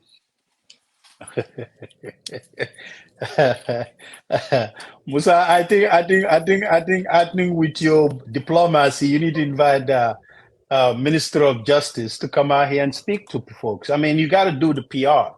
And I think we all want a constitution, but I'm in for a good constitution. As Coach said, not every president who comes in and nitpick what they want and throw it out. I think it needs to be good for consumption. It needs to be good and at least hold our elected officials accountable, including the president. There is areas where there is, a lot like conflict of interest. Those are important. If we want a country, we don't want folks to divert our mega resources to their own. I think we need to set those boundaries, those limitations, and ingrain them into the Constitution and hold them accountable. The immunity clause, that's been removed. What is the reason why the immunity clause? Because if there was a feedback from, based on what's been drafted in 2020 by CRC, there was a collective consultation. And from those feedback, we knew Jammeh was converting personal businesses, competing with private sector. Gambians don't want that anymore. They don't want their president to be engaged in businesses. That's why they want that clause. They want that to be part of the 2020. If Dawda Jallow removed that clause, I think he owes the Gambian population an explanation. we can. I mean, that's not compromisable, because obviously the fact that he took that out creates a lot of eyebrows. So he should be in the position, and this is in the hands of the National Assembly. And hopefully there shouldn't be any partisan lenses, as you call it. I think we need to speak as it is, and we need to hold ourselves accountable. Even the land allocation, there was a commission that was put in place into the 2020 Constitution. That's been removed. We had issues about lands, and there's uproar every week, even in Wellingara this week. You know, people will rise up. I mean, if we don't want tensions, why are we removing that land? What is the explanation that we remove those land allocation commission from the Constitution? What is the reason behind it? So these are the reasons. And as I said, I'm in for the president has the power. He's the commander-in-chief to appoint someone. But I think also this goes into a greater conversation. I think it is a placeholder, and it protects those individuals that, you know what, the Constitution has protected me. I can work, he can nominate me, but he cannot fire me because I'm protected. And that's the protection that we're working on. And you talk about the nominated members too. That is something that I didn't even talk about. He changed that because he nominated someone, and the Constitution went through the court. The court said, no. This is a 5-year term. You nominate, despite you have a disagreement with them, they still you nominated them. They need to stay. But he watered that down too. So I don't know what we need to say about this. What are the compromises here? Because the fact, all these things are what is the reason behind it? Because if you convey your thought and back up your thought, put an argument out there and let it be for public consumption. It hasn't been done. And I think that's what the conversation needs to drive. What we want. We want a constitution, but we want a constitution that is for all Gambians, regardless of a political party. This is not about one party or another, or one president. It's for holding our presidents and elected officials accountable. I mean, for the long term. And it's better for Gambia because it will hold each individual accountable. And I think that's what my contribution is on this one. Surprisingly, my man just dialed in. Anga. Radiboski. This is a surprise. I'm sure it is for you and for many others. Yes. So how you been? I've been doing great, man. Enjoying my time in the US. Having the best time of my life. I see that. Radiboski. Yes. Why I'm not letting you say after Serian? Yes, sir, Nyancho. How you doing, my brother? I'm doing wonderful. I miss you, man, and I'll call you later after the program. Yeah, but I gotta see your eye. I gotta see your face. I know you've been You're not going to show it because he is fat and all that, so that's why he's not going to show his face. You guys cannot see me. No, honestly, you guys cannot see me. It's blurry. It's blurry. But okay, maybe it's the way I am. No, it may be the background. Hold on, let me see. You know, Banker can never do anything right with this technology thing. It's always maybe the distinct level. I'm sitting at the back of the house because the kids are making so much noise inside the house. Right. So, okay, how am I now? It's better. It's better. I don't know. I was sitting inside the house and the kids are just making so much noise. I decided to come out. You know, I'm gonna call you panga. You we are still in the grind. I don't know whether you're following up with the program about the Constitution, and we talked a little bit about it at the Ngente yesterday.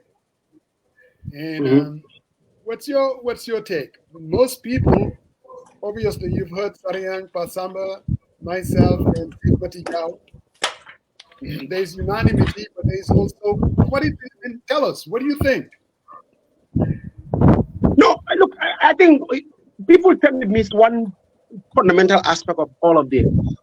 Constitutional building processes are not easy. They are always contentious like this, like what you all are doing. You know, Coach, I'm sure knowing him, he's railing against the government. You sitting there trying to be reasonable guys, Tarian, trying, being reasonable, but at least still having the partisan sort of influence to his take.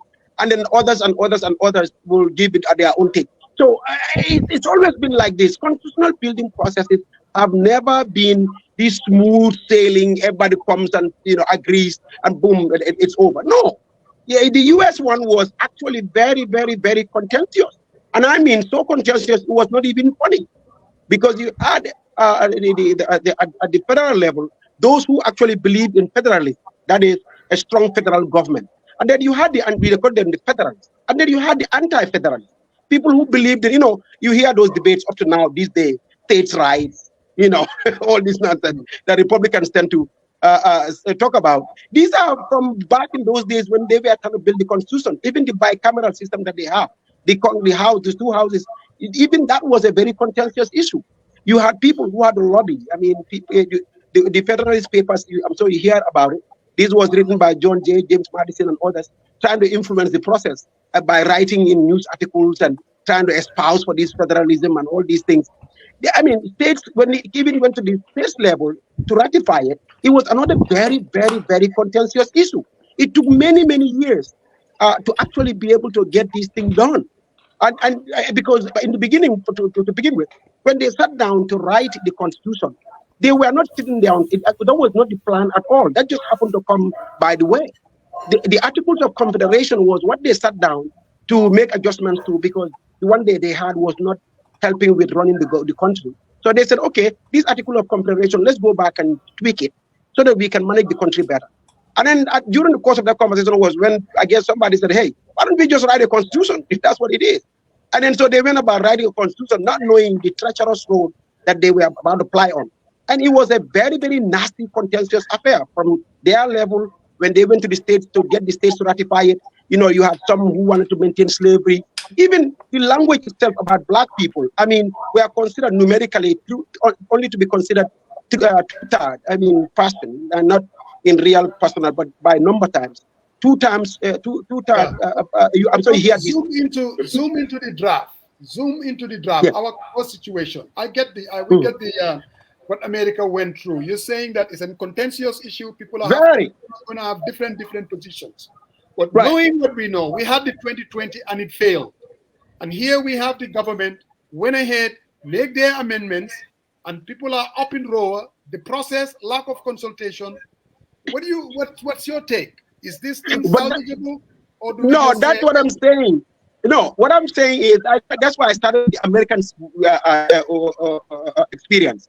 This is exactly how constitutional building processes go. The government, you said, went about writing their own thing or making their own adjustments without consultation. Now they came to the public and the public is up and roar about it. This is exactly what happened with the US one.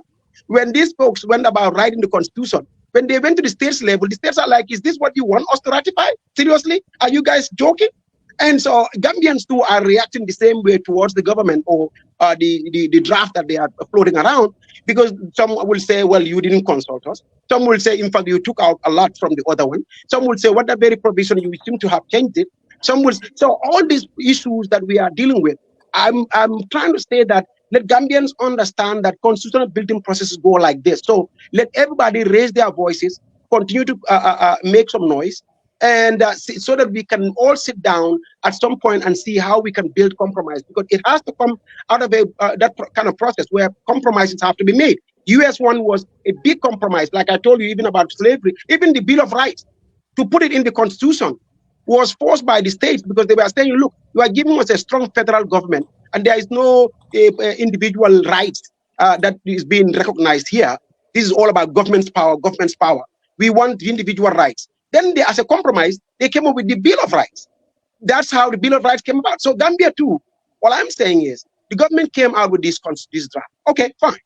Now let's make noise. Let's make sure that the changes that we want to see in it to perfect it, we make that noise and influence the process, and not and even the threats that are coming out. That's all good. People say we got to gut it if you don't make these changes. If you do this, we are not going to accept it. This is all okay. I think at the end of the day, we can at least sit down, the government recognizing that there are a lot of people or constituencies who have a serious problem with the draft as it is. for those people also, all folks also understanding that the government too has an interest in this, because they are the draft leader, basically the ones pushing the thing anyway. In the end, it's going to become the constitution of the people. So that means broader consultation, sitting down and seeing where compromises can be made, because nobody is going to get it all. Just like the U.S. Constitution, they didn't get it all. In fact, they went about with 27 amendments since when it was ratified, was what has been made so far. All of that to go back and say, okay, I know they agreed to this before, let's see how we can make it better. So this is the point, to really look at it and sit down and discuss it. I hope that civil conversation will take place at some point, not people just saying it's a zero-sum game. I get everything I want, or we are not going to accept it. It cannot go like that. We all have to understand that constitutions always come out of a negotiation process, always, in any country.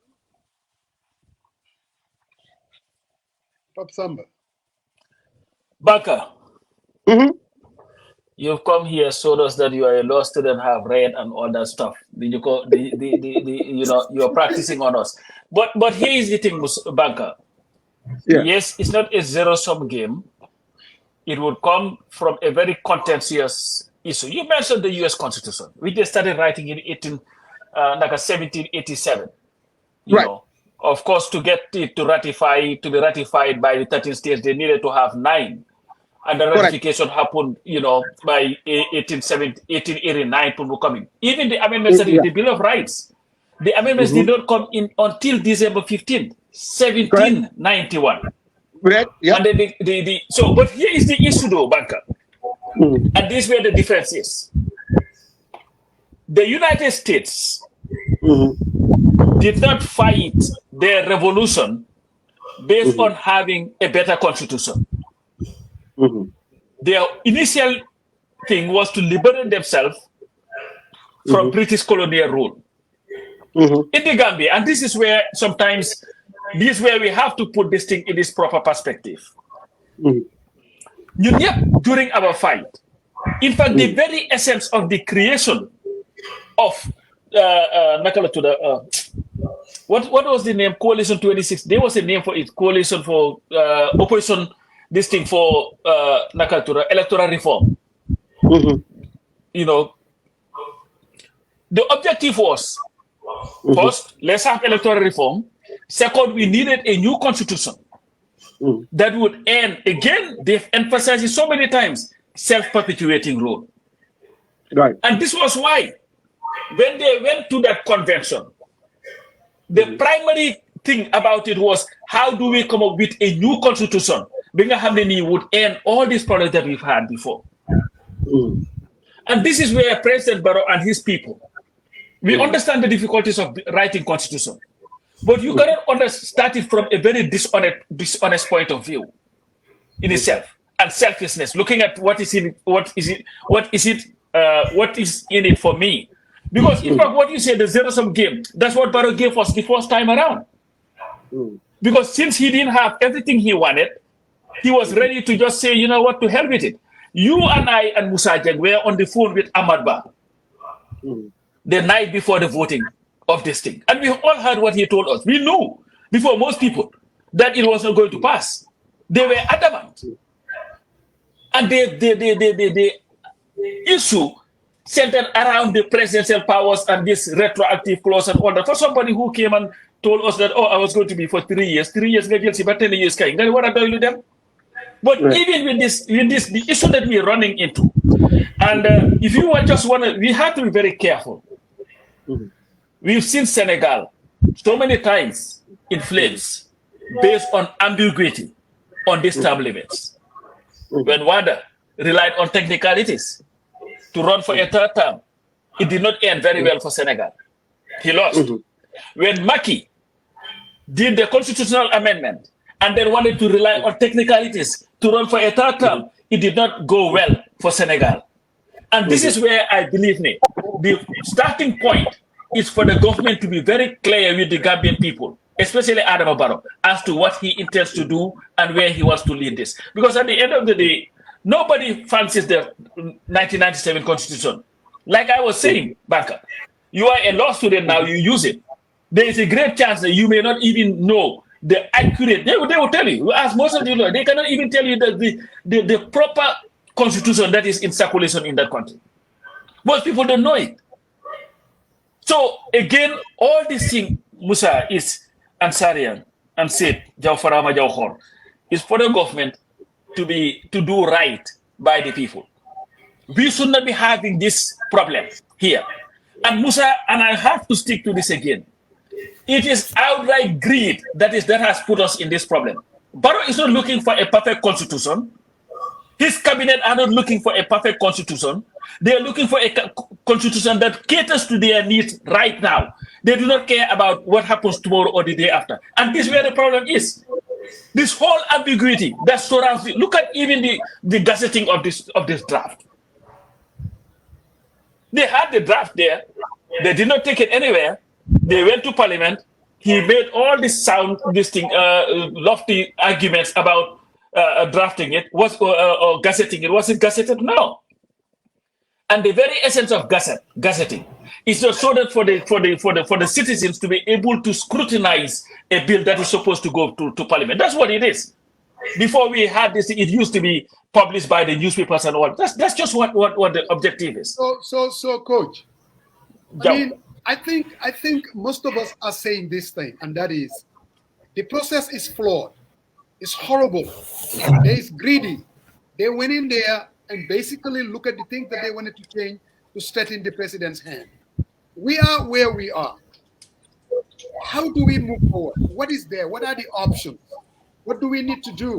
Should we rely on the National Assembly to fix it? So we would have a mass mobilization and tell them, you know what? We're not going with this.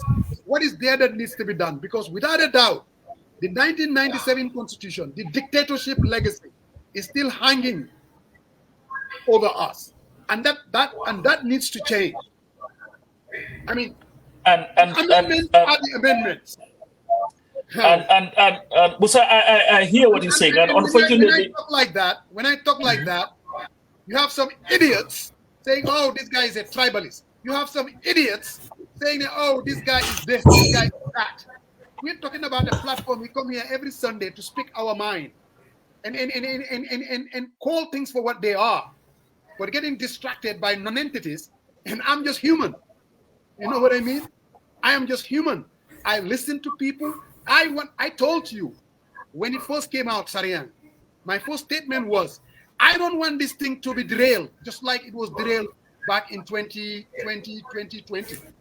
Because then it didn't even get to the second reading. Everybody take their position, turn hard line. Duma defli, kine duma defli. We ended up with nothing but zero. We went into 2021 and Barrow won the election.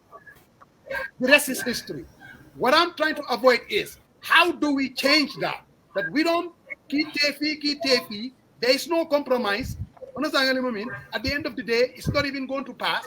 We're going to go into 2026 under the 1997 Constitution. And I can guarantee you, it will be an uphill battle to bring about change.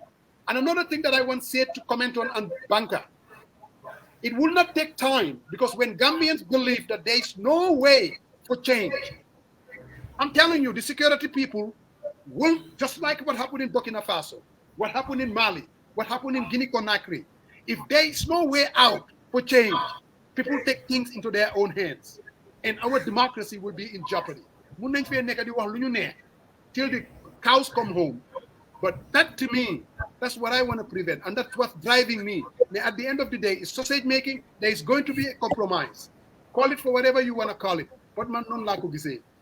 And most man nga laajoon question is,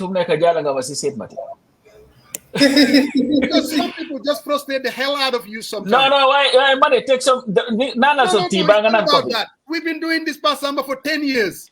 You know what is it? Faramos. Nana Dohby.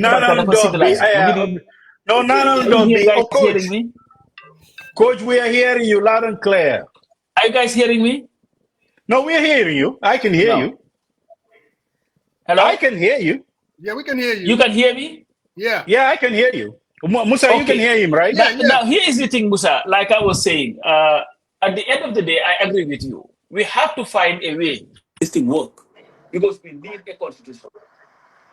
Now, it would take making, like Karamba would say, where we'll all have to agree to disagree. I believe that we cannot rely on just leaving it to the National Assembly. No, I think that will be a huge mistake. Because at the end of the day, they would be the one who should make the changes. But what needs to happen was, first, we engage them. Second, civil society must be very engaged. I'm not talking about saying conference directly. They must be very, very proactive in making sure this happens. And third would be, if it's necessary, mass mobilization to tell the people that, you know what, we want a constitution finally that can survive. Like I said, Musa, otherwise, this might pass. And you know what? It has no chance in passing anyway without compromise. Because there is no party that has 75% of the votes. Exactly. So there should be compromise. So maybe it is important for all of us. You know, these arguments too are important, because at the end of the day, the citizens must always show those who govern them that, you know what, we do not like where you're taking us. Okay? But I think all democratic options should be on the table. Mass mobilization, civic engagement, and all that. That's just what it is. Advocacy, agitation, you want to call it that. Now the government would come and use all these words, try to discourage people from doing what they can do. But at the end of the day, the cabinet has had their say. Now it is our time to have our say. They've had their say. They've shown us who they are. We are telling them, we are the ones who put you there. Without us, you will not be there. This is a time for citizens to stand up and make sure that for once, we have a government that respects us. And for one, we have a government that writes a constitution that is for us and not for them. Jammeh did everything with the 1997 constitution for him. Adama Barrow has shown that without what he wants, he derailed the first one. The second one is like, I'm giving you now, give me a constitution that I want, not a good constitution that the African Gambians want.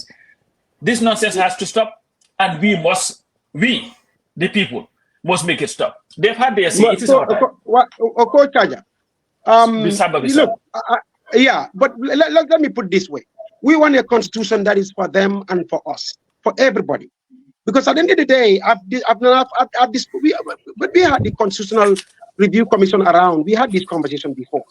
We need to go back and look at the Constitution is for in the first place. Constitutions are for only one thing and one thing alone. They are supposed to serve as a bulwark against the excesses of the democracy. You know, democracy, people tend to say democracy, but democracy has some serious limitations, very, very serious limitations. Key among which obviously is the tyranny of the majority, because it's majority rule. We are saying, hey, if I know that you, Coach Musa and Sariang, all on my side, and Ibrahim comes along, wants a proposal on the table, all I have to say is, hey, let's vote. And then suddenly Ibrahim's voice is never heard.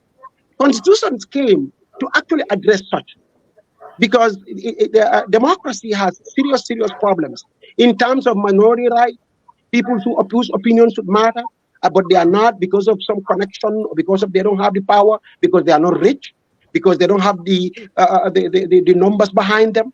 The Constitution came to equalize that whole thing. That's why they call it the great equalizer, because it creates equality among everybody, whether you are a majority, minority, whether you are rich, whether you are poor, whether you are sick, whether you are healthy, whether you are good at this, or whether you are poor not good at this. The Constitution comes to say, look, we are all equal under the law. All equal under the law. So at the end of the day, no matter who you are, the Constitution is the one that makes us all equal.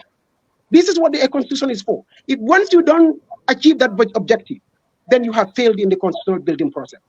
So, but unfortunately, what is equal to Coach is unequal to another person. What is just to Coach is unjust to another person. So in the end, with that kind of disagreement among a population, a sit down to really consult. So what I would suggest right now is that the parliament, because since it's going to the parliament now, the parliament should have a set of, obviously, a committee, and then carry out a consultative process. Meaning what? Let them bring the civil society, bring the regular people on the streets, the fruit sellers at the market, the women's groups, the minorities, Akus and the Jolas and others that are pretty much in minority.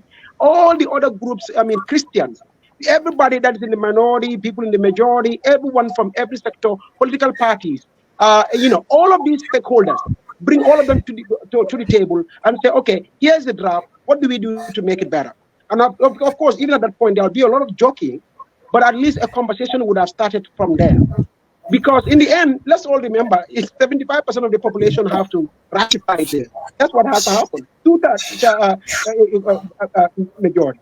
So in the end, if you don't have a buy-in from that population, then this is basically a fruitless exercise. You are just doing it for the heck of it. So I think it's important for the government, the Minister of Justice, the Attorney General at this point, to really make sure that he pushes it in that direction in consultation with the Parliament, and then let them start to really look at how do we make this a process where people take ownership of it. Because the people's document, it belongs to the people. That's why at the beginning of the constitution, they say, we the people. In the end, it's about them, us as a people, whether including government, the regular people, the civil society, everybody. So I think that's where it needs to start from at this point. If that does not happen, then there will be a serious problem. I hear a lot about things taken out from the draft that was presented before and things that are put in and all that kind of stuff. But all of these things can become clear and a discussion can take place around them so that in the end, we can have a document of the people. This is where I want to see go. But they all travel, don't pay them any mind. Little minds, what do they do? People who, no, At some point, when you don't deal with it, no, believe me, at some point when you don't deal with it, there are a lot of people that... Mos, are you muted? Mos, I'm not hearing you. Are you muted? Musa. Musa. Can you hear me? Musa. Faramos. Can you guys hear me? No? Faramos. Yes. We can hear you, Faramos. Oh, okay. Sorry. Okay. Now, Seth, go ahead, because Musa, I wanted to respond. Give me a chance to respond to that. Seth, go ahead. Seth, I really wanted to talk about, again, I know we're hot, but at the end of the day too, we want to have a new constitution. And seriously, looking at the reaction, I'm looking at this and I'm trying to see, is there a pathway? Is it even possible? And then what is the role of the Attorney General? Because, Montamid, you can't just put this out there. Is it possible for him to yank it out and bring back the 2020? Is that even possible? I don't know in terms of the legality or in terms of what is possible or not possible, but sometimes I feel that, we things are not being done in in a vacuum. Like we are being conditioned, by the existing constitution, but also by certain considerations. So, for me, this one I will not even be engaging the Ministry of Justice, because this one I will just say is a cabinet position, is a cabinet decision, it's cabinet that brought it to. Of course, he's the cabinet.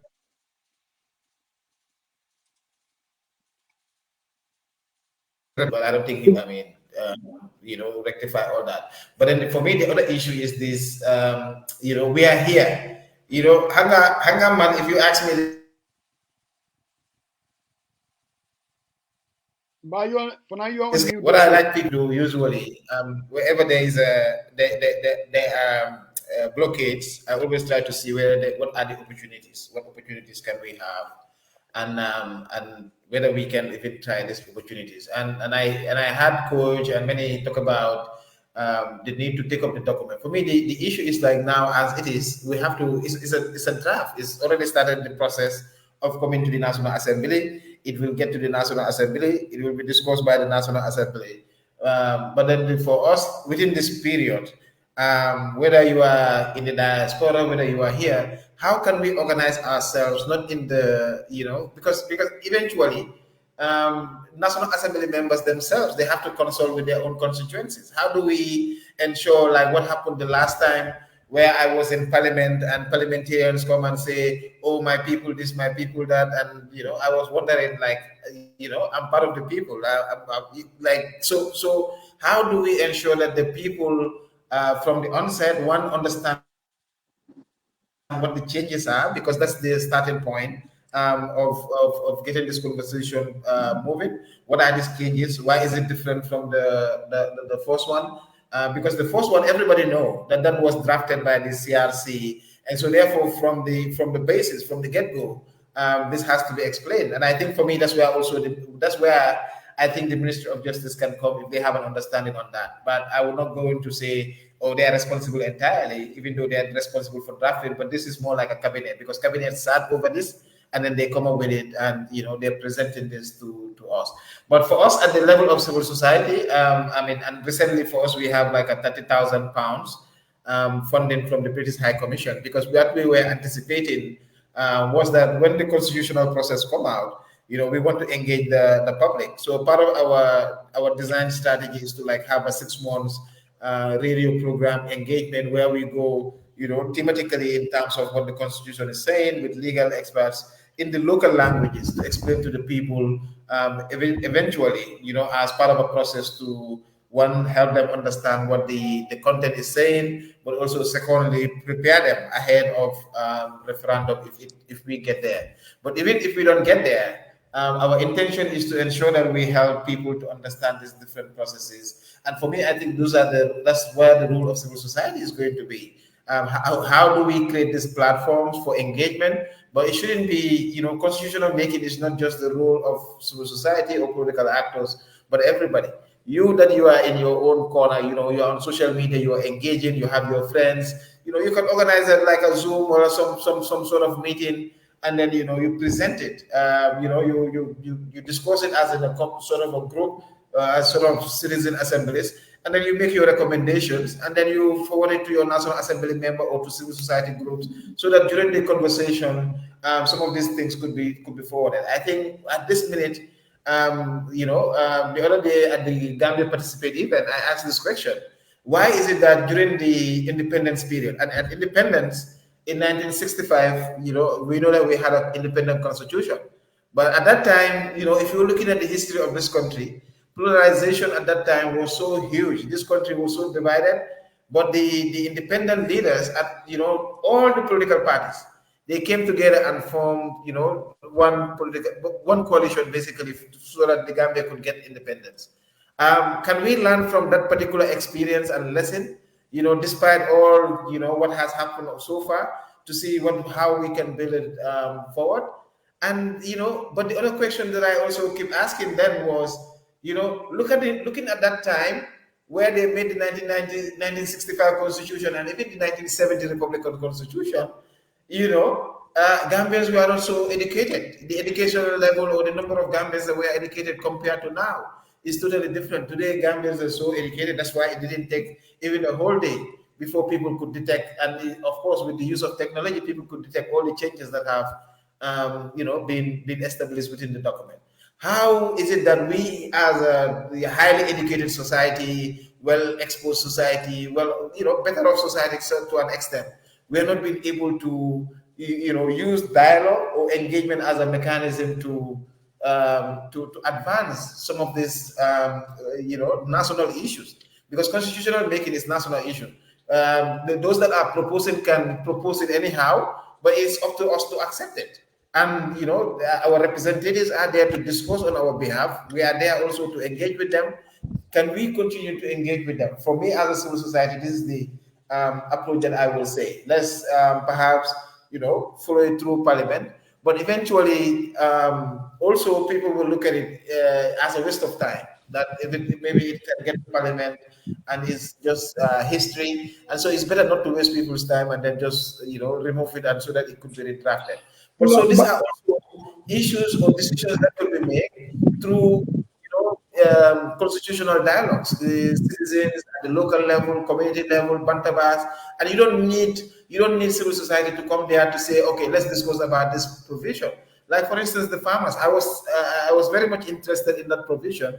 This morning I went to say, oh, okay, maybe they have, cut that part of the farmers where it was the 2020 draft was talking about the need to consult farmers when it comes to engagement, but I didn't see anything being done on that. So these different sectoral groups also need to sit to discuss about these issues. And at the end of the day,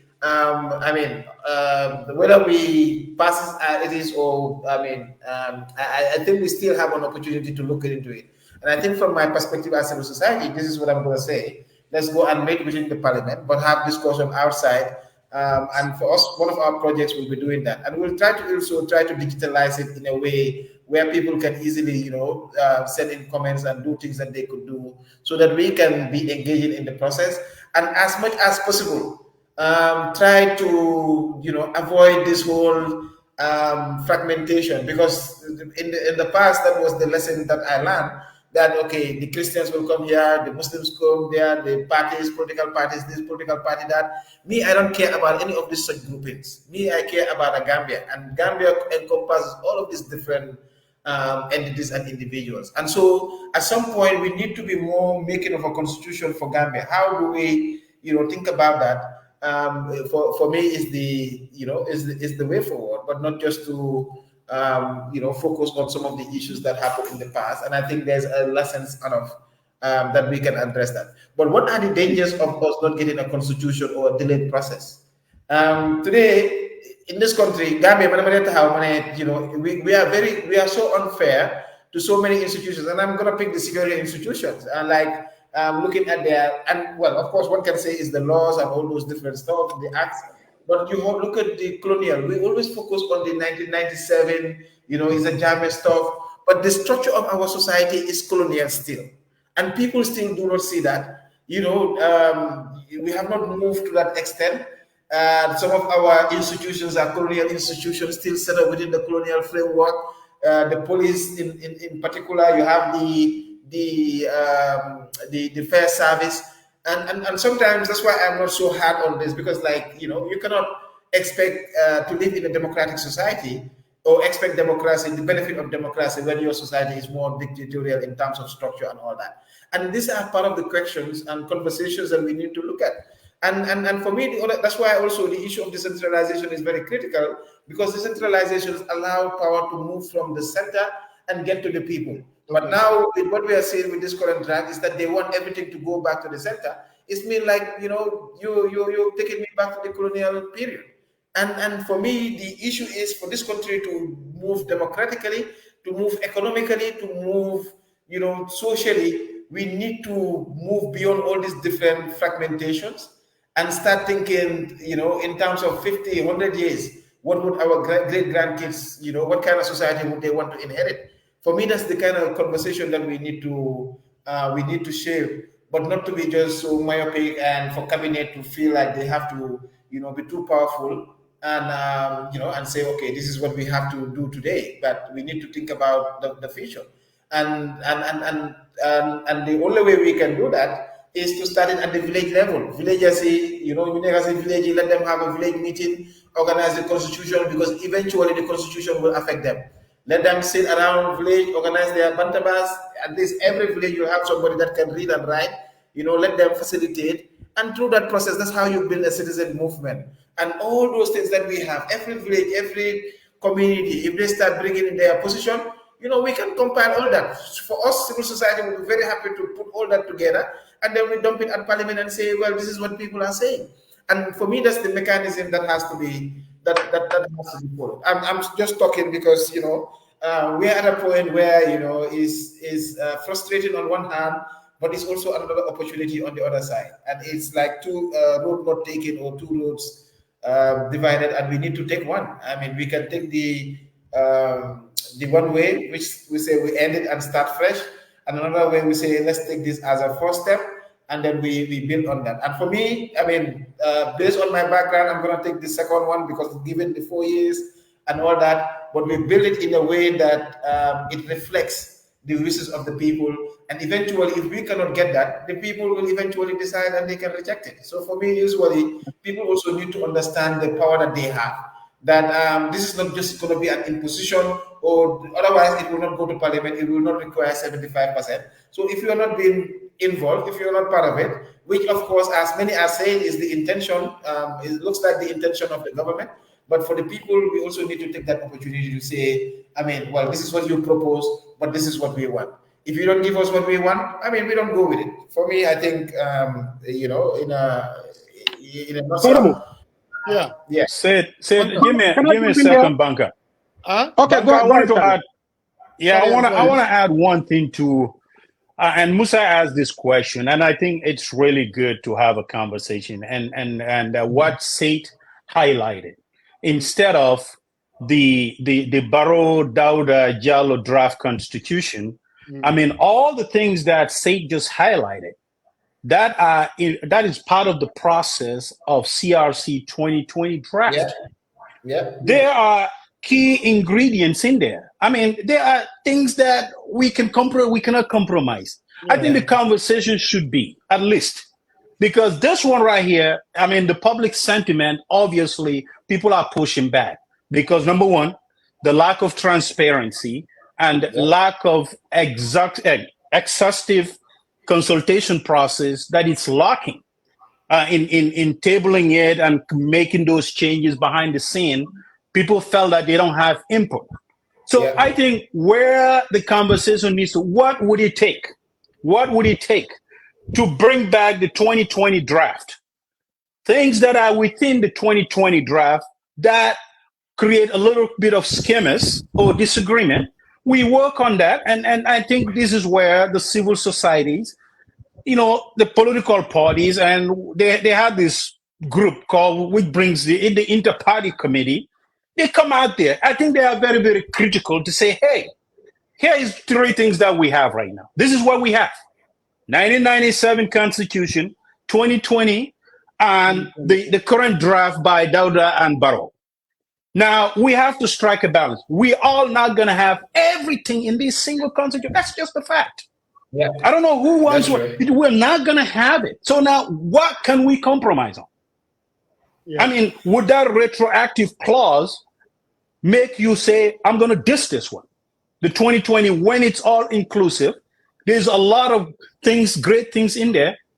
Are we able to compromise on something and say, this is what we want, let's make amendments and pass it? Or we want this and we're going to reject it and go back to ground zero. And I think this is where the conversation, because before spending money, these folks travel. They travel in the villages. They had conversation.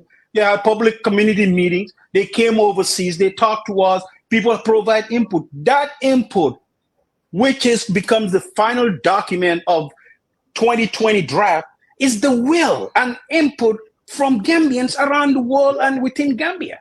And I think that should be upheld. And if there is something that like things that we are all like hot about, these are ingredients of people based on the exposure they had over 22 years. So 72 hours versus 48 hours. People don't want to be exposed. They don't want to be kept incommunicado without knowing their right to the police. We've endured that for 22 years. We fought for it. We show up at protests. We say Jammeh is a dictator. So that underlying pinnacle, that principle right there is saying, how do we change that stuff, right?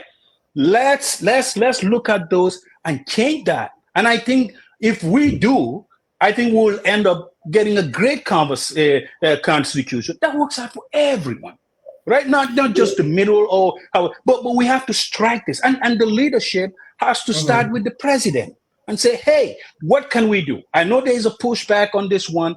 Now let's bring order and decorum and have a good conversation, heart-to-heart conversation. Everyone is not going to have everything that they want. We know that. That's not how things work.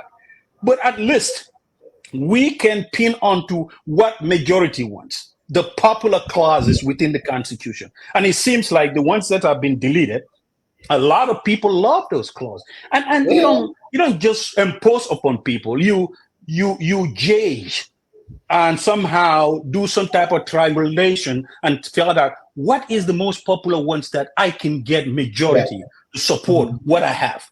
and you work your way out and trying to roll out a compromise. And if not, we're going to sit here and talk about it. But I think the whole thing starts with, what do we have? We have a 1997, we have a middle one, which is CRC 2020, and we have the 2024 draft. So which one is better? Which actually convey the aspiration and hopes of our Gambia and what we've been fighting for prior to 2026? And how can we uphold that? And I think the conversation needs to be driven around that, and hopefully, we can come to a compromise. That's for me, it looks like we are all beating a dead horse. What I've said, what Said Matijau said, and what Coach said, what Musa said, it's all the same. We are not even in any disagreement here. I think we are literally all pounding on the same issue. Where I think the conversation needs to graduate into, it's not to really sit here and just have about, this will require compromise, we must compromise. You see, these divisions that we are seeing are normal in a constitutional building process. Where what we need to really discuss now is, how do we bring all the stakeholders together to really bring about that compromise that we are talking about? The conversation needs to be heavy on the how, on that aspect, rather than the need for it. Because I think the need for it is already a foregone conclusion. Anybody who sits here thinking that this is not something that is normal, it's very, very normal. When it first came out, some were saying we're going to trash it, we're going to accept it, which is fine. That's what people do when constitutions are being discussed. Some will take hardline positions, some will insist on this, some will insist on that.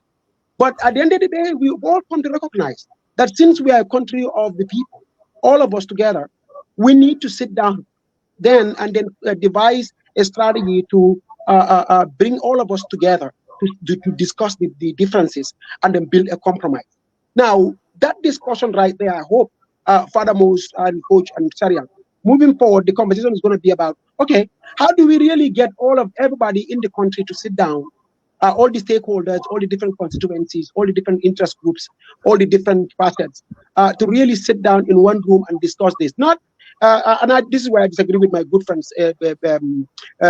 Said, not to necessarily go out around the country and talk to the farmers and then bring it. No.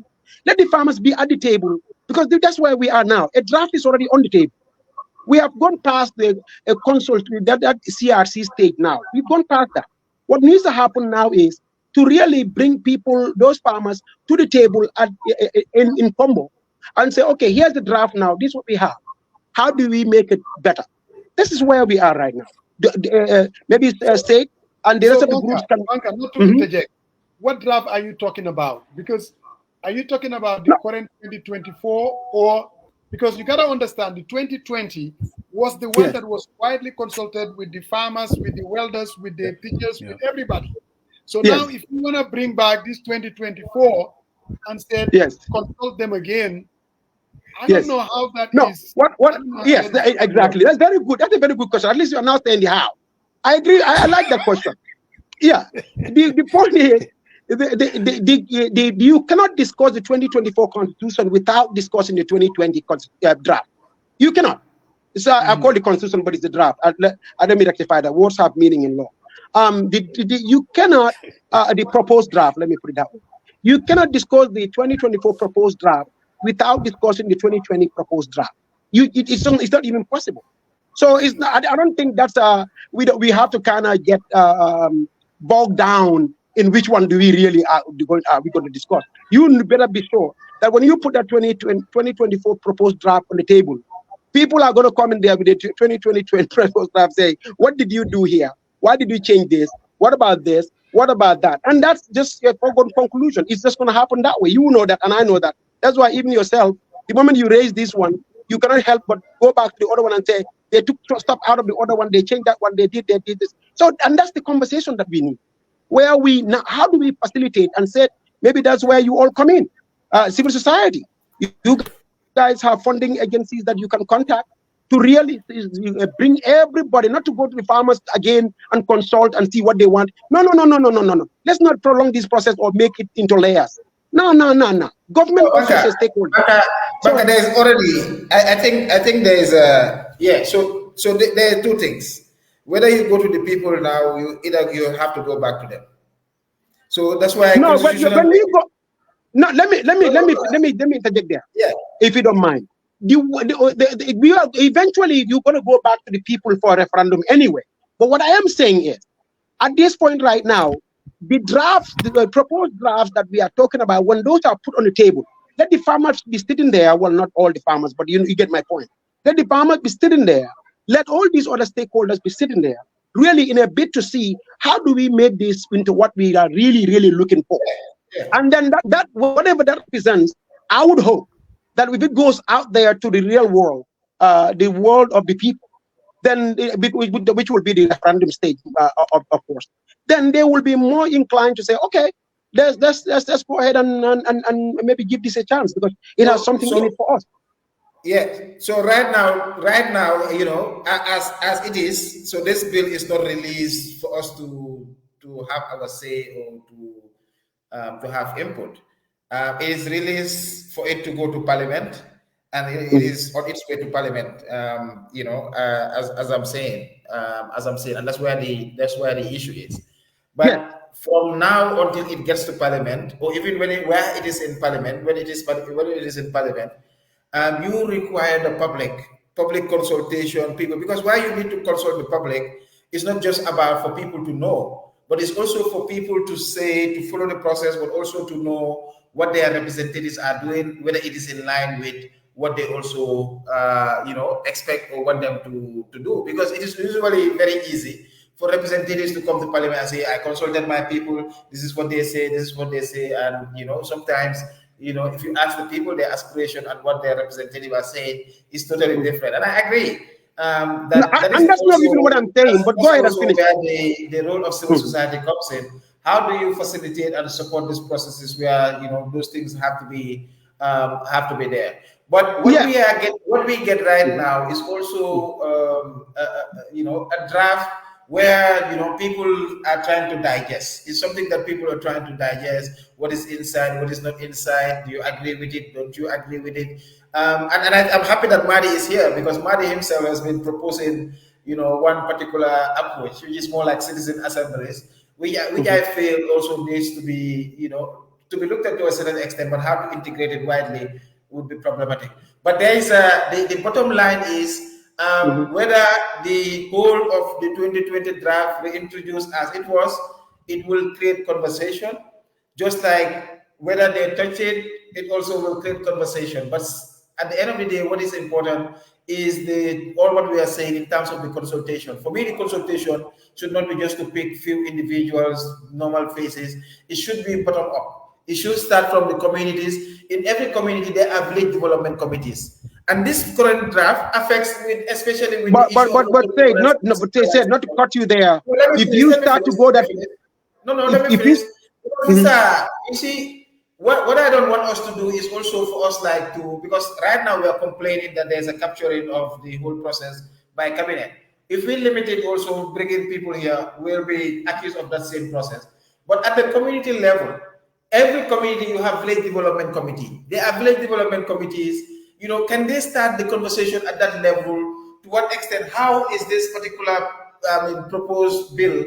How is it going to affect their own communities? For me, these are the kind of questions that people need to be asking. And for us, these are the things that we need to start pushing to the community if we are going with the option of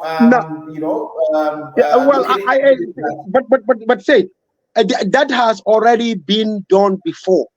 That was done with the 2020 draft. This one is a new one. Yeah, I understand that. It's not a new one per se. They took stuff out and made changes that most people don't appreciate, and I understand that part. But what I'm trying to say is, most of these changes were also opposed. Yes, so, I agree. Most of the things that were in the draft are things that the Constitutional Review Commission said it should be there because people said they wanted to have it there. I agree with you. For them, they don't want that. They remove that. So for me, I agree with you. Since they don't, they need to go back to the people. No, I agree with you. What I'm saying is, no, say it. I agree with you. But what I'm trying to say is this: that where we are at this point right now is that we have a Constitutional Review Commission that came with a proposed draft. You already said that, and we all agree with that. and we are all on the same page on that. The government went back and took that the same proposed draft and made changes to it, adding stuff and deleting stuff and all that kind of stuff that many people don't appreciate, and rightfully so. What I am saying is that when you bring representatives from around the country, around this, in the same room, around the table, and say, okay, here's it, like I was just telling Musa, here is the 2024 proposed draft. Well, those people are going to come with the 2020 proposed draft. Even civil society, I'm sure, will come with it, the 2021, and say, why did you take this out? Why did you? And then the conversation really is going to take place around the 2024 draft in that regard.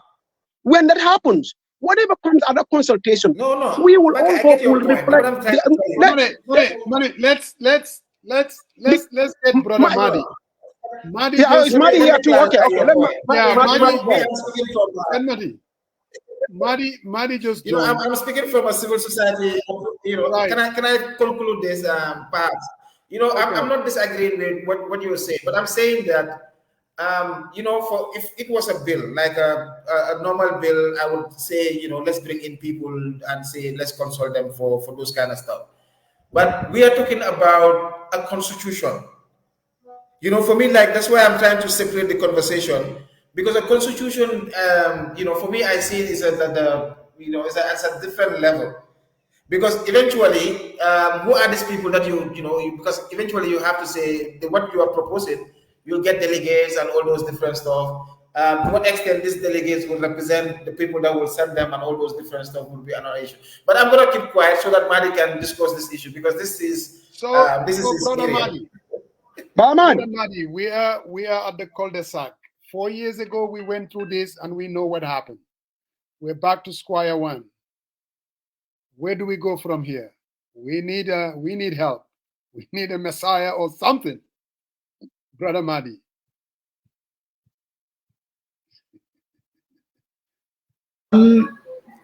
Thank you. Great to be here. Nice to see you, Banker. Nice to see you too. It's been a while. State and our hope, So if we can get solution from state, I don't know. But yeah, once again, sorry, and so it's great to be here on this very important topic. I'm having mixed feelings, trying to figure out, in fact, where to start. Because the task we have is very easy, provided certain things are, we recognize certain things, but also it's very difficult, because if you want to make it difficult, as this government has made it very difficult for us, we have to remember that in the first place, candidate Barrow in 2026 in his manifesto has highlighted a new constitution as one of the objectives when they came to power. And indeed, they did set up a CRC Act in 2017. 2016, yeah. But when they took office, they created what is called the CRC Act, Constitutional Review Commission Act, and the 1997 Constitution is very clear. In the TRRC, the testimonies from lawyers like Gay So have highlighted, and then the inadequacies, of that constitution. So there's no doubt that we need a new constitution. The 2020 draft, I think it was a wonderful draft. The fears and the concerns expressed at the time, particularly by individuals, religious groups, Muslim and Christian, I think are baseless. It's either out of ignorance or people are just generating imaginary fears on themselves. So that, that aside, we saw how this president woefully failed to defend something that he initiated himself. And, and so we got to this point, and after having spent that much money and so much time, you now bring us this draft 2024, which in some instances is even worse than the 1997 constitution, in the way they have diluted checks and balances, they have diluted human rights standards, they have diluted governance standards generally, and heaped so much power in the hands of the executive, the president in particular, which is a real cause for concern for me. And above all, which I will deal with tomorrow in an article I'm writing, on the issue of term limit. People need to go back to read that provision, which the way it is crafted is already crafted to create a turmoil in future. That provision is a crisis in waiting, because the same kind of structure that we saw Wad depend on, that we saw Macky Sall depend on, that we saw Ouattara depend on, plunging their countries into turmoil, wasting so many lives. And this government, again, this cabinet, refusing to deal with the issue of term limits, particularly when that term limit begins, crafted a provision that only tells us who is the first president of the First Republic or the Third Republic, which is not a brainer at all. If you have a new constitution, certainly the president sitting at the time would be considered the first president of the Third Republic. Correct. So that is not an issue. So that at the end of the day, I follow the conversation. There are two things. Barrow, if he's aware, of the responsibility in his hands, if he's aware and care about legacy, if he's aware of the future stability, the development, the transformation of the government into a modern, democratic, civilized state, here it is for him to take advantage after having, betrayed that, obligation since 2020. All right. So that for the cabinet to sit down and craft this, what they consider to be a constitution, is most unfortunate. And, so the issue is, what do they want? What kind of government do they want as a body? That is basically it. And I think we as intellectuals, journalists, activists, and everyone else need to call this spade a spade. That we have a cabinet that practically wants to derail the country, that practically wants to keep the country in backwardness, that practically wants to keep the country or transform the country into a dictatorship by looking at the provisions that are in the 2024 draft. Now, going forward, since 2018 or 17, when the CRC Act was done, I had said the CRC Act is a disaster in itself. All right, because in the Act, when you go back to the CRC Act, you will not see in clear terms how are we going to get a new constitution. The most important part, they put it in what they call miscellaneous provisions, that the CRC will submit to the president, and the president would submit it to the National Assembly untouched, and then full stop. What is National Assembly going to do with it? How? That isn't spelled out. Now, the idea of submitting a constitution to the National Assembly, I had said it at the time, that is wrong. The executive and the legislature are not the bodies to write a constitution for the people of a country. It is the people of the country who should write their constitution, because the constitution is their opinion about how they should run themselves. So that what the executive should do and the legislature is to facilitate that process by ensuring that the power, the ability, the freedom is with the people to generate their own opinions, to put it in a document as a draft and send it back to the people to go to a referendum. All right. Now they failed to do that, and then they, depended on the 1997 Constitution to want to create a new constitution, which in itself is unconstitutional, because the 1997 Constitution, like any national constitution, has no provision to repeal itself. Under Section 226 of the 1997 Constitution, all the provisions I are talking about is about how do you amend the 1997 Constitution, either by repealing certain provisions or changing provisions and so on. But there's no provision that talks about repealing 1997 Constitution. Therefore, if you want to depend on the 1997 Constitution to repeal the 1997 Constitution, by the standards of 1997 Constitution itself, that is unconstitutional. And what is going to be even more dangerous is to say you are going to create the Constitution into a promulgation bill and submit it to the Parliament for Parliament to decide so that eventually they come with a product for referendum. Now, anything that goes into the parliament is going to be captured by political parties, by politicians. So there'll be party capture. So if you could recall, in 2020, I was one of the voices that were telling the MPs, don't touch our constitution, all right? Just pass it on so that it goes to the IEC. We have a referendum on it, Gambians decide. But they submitted to the parliament. And so I wasn't surprised in 2020 when it did not pass. And rightly so, because if you submit something to the parliamentarians to go and decide, that's what they will decide. Now, if we come back to 2024 and we want to take the same route, I have no doubts that this bill, promulgation bill, if it gets back to the parliament, it is going to collapse again. So the way forward really is for somebody to tell Barrow and his Attorney General and Minister of Justice, Dawda Jallow, and the entire cabinet, that if you truly want to build a constitution for this country, there's a different process we need to take. And that is, how do we establish somebody, a body, an entity, you can call it Constituent Assembly or, a national consultative body or whatever body name you call it, and submit this draft to that group.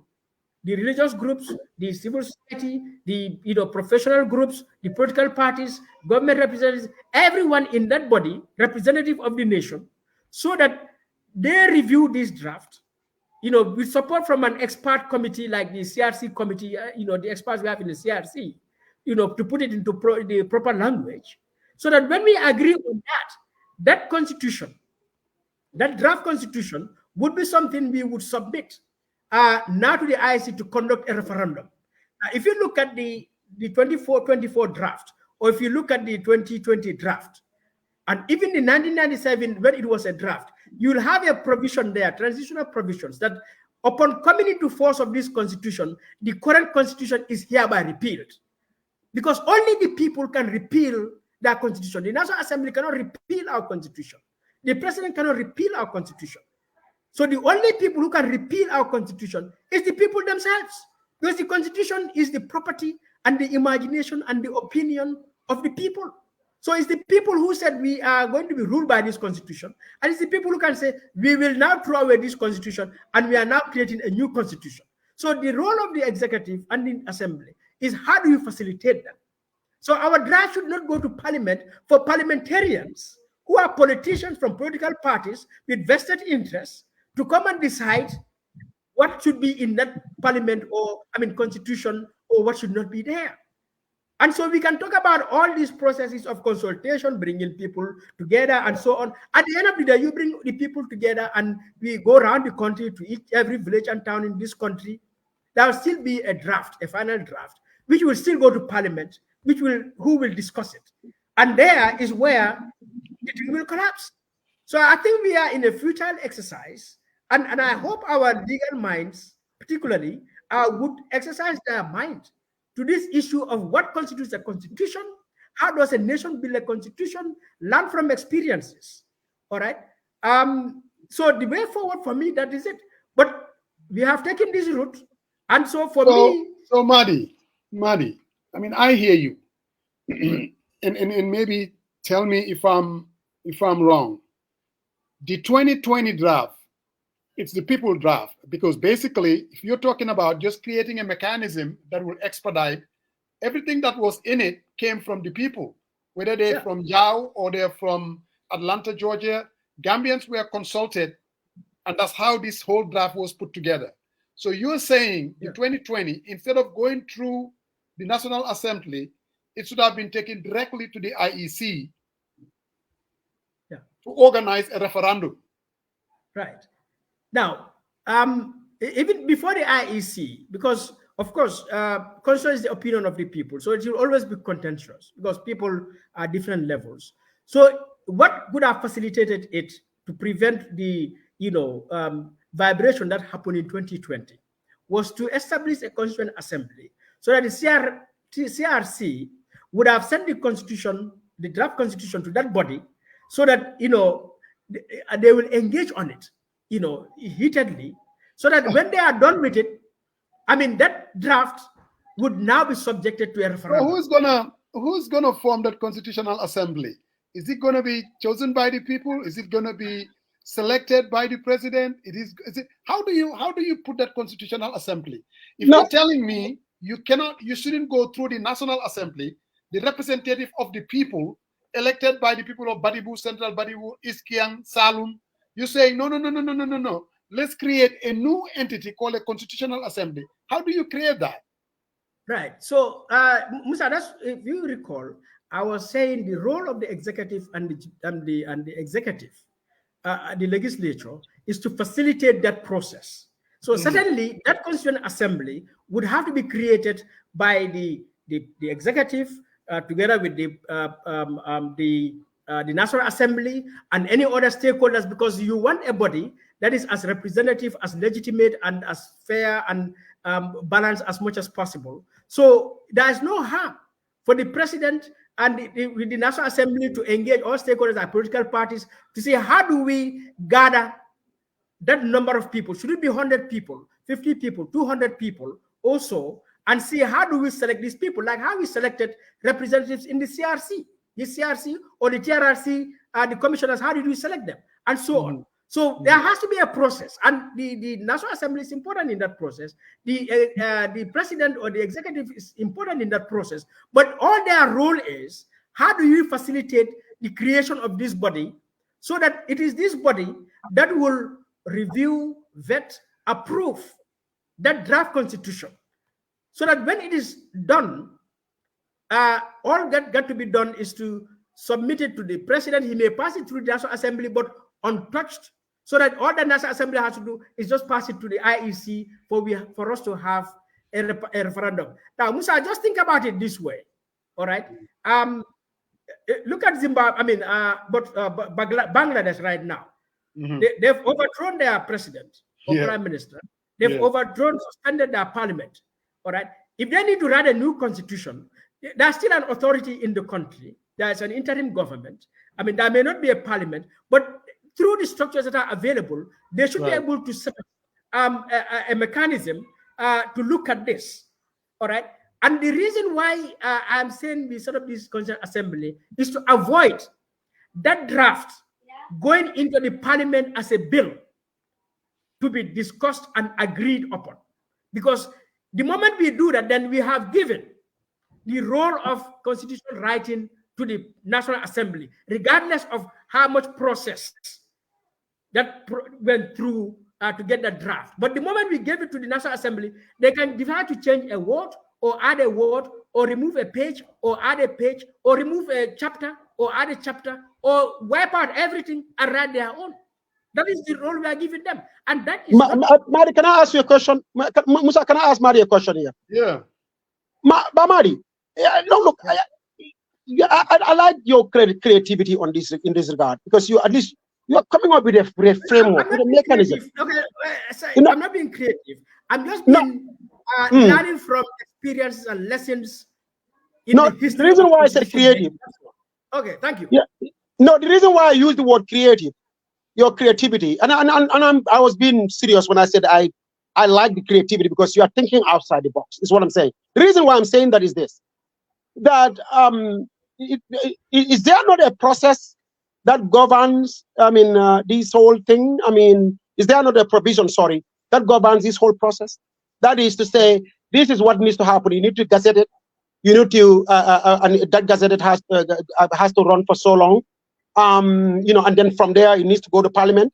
And then when they do this, and then they do that, first reading, second reading, and then from there, it goes to referendum, and from referendum comes back. Is there not a legal provision guiding this process? In other words, if we want to do it your way, don't you think then we have to go back? Because I haven't really delved into that aspect of this process much, in terms of looking at the provisions that may guide the process. Is there anything like that? I'm just asking honestly a question whether. Yeah, there is. Section 226 is about amendments of the Constitution. It has about 9 provisions. All right. Provision 4 highlights that process of gazetting and so on. No, provision 2. Now, subsection 2 in section 226. Now, that section is dealing with, you know, bills that are brought to the parliament, because Section 100 gives authority to ministers and National Assembly members and parliamentary committees to submit a bill. And to submit a bill, it goes through a gazetting process, 3 months, 10 days in some cases. So that within the context of the 1997 Constitution is in place. Now, what I am saying, what the difference is that this is not an ordinary bill in the imagination of the 1997 Constitution. A new constitution is outside of the scope and the power and the authority of the 1997 Constitution, because there is no provision in the 1997 Constitution that provides for the creation of a new constitution and the repeal of the 1997 Constitution. So for me, the relying on Section 226 for this draft constitution is unconstitutional. It's treason, because you are seeking to repeal. So you are saying that Section 226 of the 1997 Constitution does not sort of prescribe this kind of process that we are following right now? No, it does not. So I'm going to go back and kind of revisit it on that aspect. No, but Banta, to be honest, Madi, I think I remember Khalifa making the same argument, and he based it on that. That is why his proposal was to go back and amend the 1997 Constitution. This was even before the creation of the the CRC. The 2020 draft, proposed draft. Okay, all right. I think he was. I need to go back to some 226. Yes, I mean, at the time, my disagreement with Khalifa on that is this idea of piecemeal amendment of the 1997 Constitution, that there was no need for a CRC. Now, I do not think that is feasible, that is, practicable, because the 1997 Constitution, like all constitutions, has a huge amount of entrenched provisions that require referendum. And those provisions, not to mention the other ordinary provisions, but those provisions and the others that we really need to change, for which a referendum is required, would at the end of the day tantamount to writing a whole new constitution. So for me, it is not feasible, and it's not necessary for us to do a piecemeal amendment of the 1997 Constitution. What we needed really was indeed a CRC at the time. Now, what we failed to do in the CRC Act was to clearly spell out the process. All right. So we did not say, indeed, it was clear that the president will, after submission of the draft, would send it to the National Assembly within 60 days and untouched. But we did not, the Act did not go further to say National Assembly should not also touch it. And for me, where I would have branched off is to say not for the president to send it to the National Assembly, but rather submit it to the National Assembly. The president, with the National Assembly and any other stakeholder, will now constitute a constituent assembly, so that assembly would now review this draft to get to approve, so that we address all the concerns of religious people, traditional people, professionals, human rights issues, governance issues, because people have so many things about it, so that they come to a consensus. And when they agree with that draft now approved by that Constituent Assembly may be taken to the National Assembly just to be endorsed, and then to be sent to the IEC to do a referendum. By now, we would have had a constitution, but that would be contingent on whether that political will existed in Barrow and his team, because we saw during that time how through snippets from the Standard newspaper coming out of cabinet to say, they don't agree with a lot of provisions in that constitution. And we saw Barrow never supported it. When the CRC submitted the draft to him, he never made a public statement about it. When he submitted to the National Assembly, he never made a public statement about it. When the National Assembly crashed the draft, he never made a public statement about it. And that is serious, because something like a national constitution, given our history and experience, one would have thought the day the CRC submitted that draft to the president, he would make a national address to highlight the significance of the process, of the moment, to thank Gambians and the CRC for the huge work that has been done. That never happened. And until today, the president has not made any public statement to respond to the CRC and that 2020 draft. So the political will wasn't there. And for me, probably that explains why we had a very diluted, very weak, problematic CRC Act. And that is why we are here today. Yeah, but Madi, now we are where we are now at this point right now. There are a lot of things that happened in the past that many people decried, and for all the right reasons too. But currently, right now, as it states, as it is, and even in light of some of the suggestions you are making with how the process should have been conducted, and it's not conducted that way anyway. What I am saying is that, you know, now that it's in the hands of the parliament, I mean, we are way ahead of ourselves, it seems then. What do you think needs to happen at this point right now? Because I mean, now many people are railing against what the government has done, that is take some provisions out, do this or do that, or do this and do that. Now, a lot of people are decrying that. How do we move more forward from here? How? I think from here, forums like this are important. I think citizens should really engage. I hear people say, and ECOWAS said in their statement, there's no perfect constitution. I don't know what does that mean. You know, or who is looking for a perfect constitution, whatever perfect constitution means.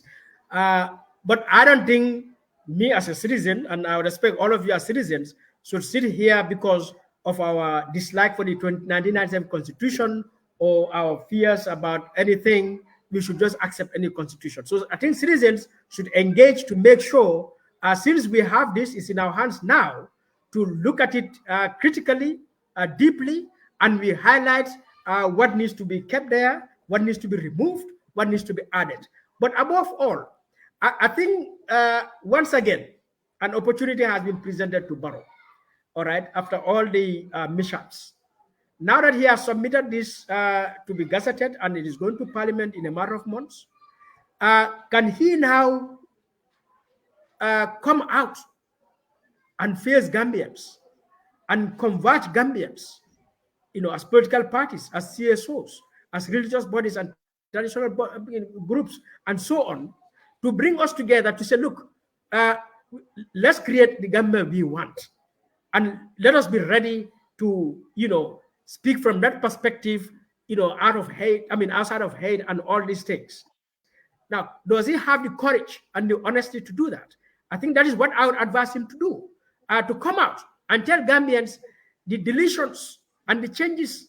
You know, those who checked the necessary things said over 2,000 deletions and changes in the 2020 draft.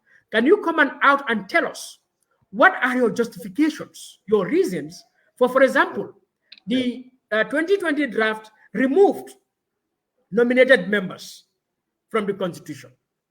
2024, you brought it back.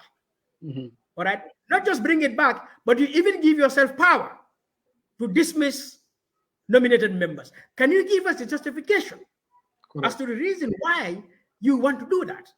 Now, you go to human rights. The 1997 Constitution says, if I am arrested, I should be told in the language I understand within 3 hours why I'm arrested. Yeah, why you are arrested, yes. Now, you go to 2024 That's, draft. I believe that's section 19. Yeah, section 19. So you go to the 2024 draft, you completely remove that 3-hour limit. Not just that, the 2020 draft says if you are arrested within 48 hours, you should be taken to court or released. Now, 2024, you rejected that and went back to, 2020, 1997 says within 72 hours, you rejected the 72 hours and, the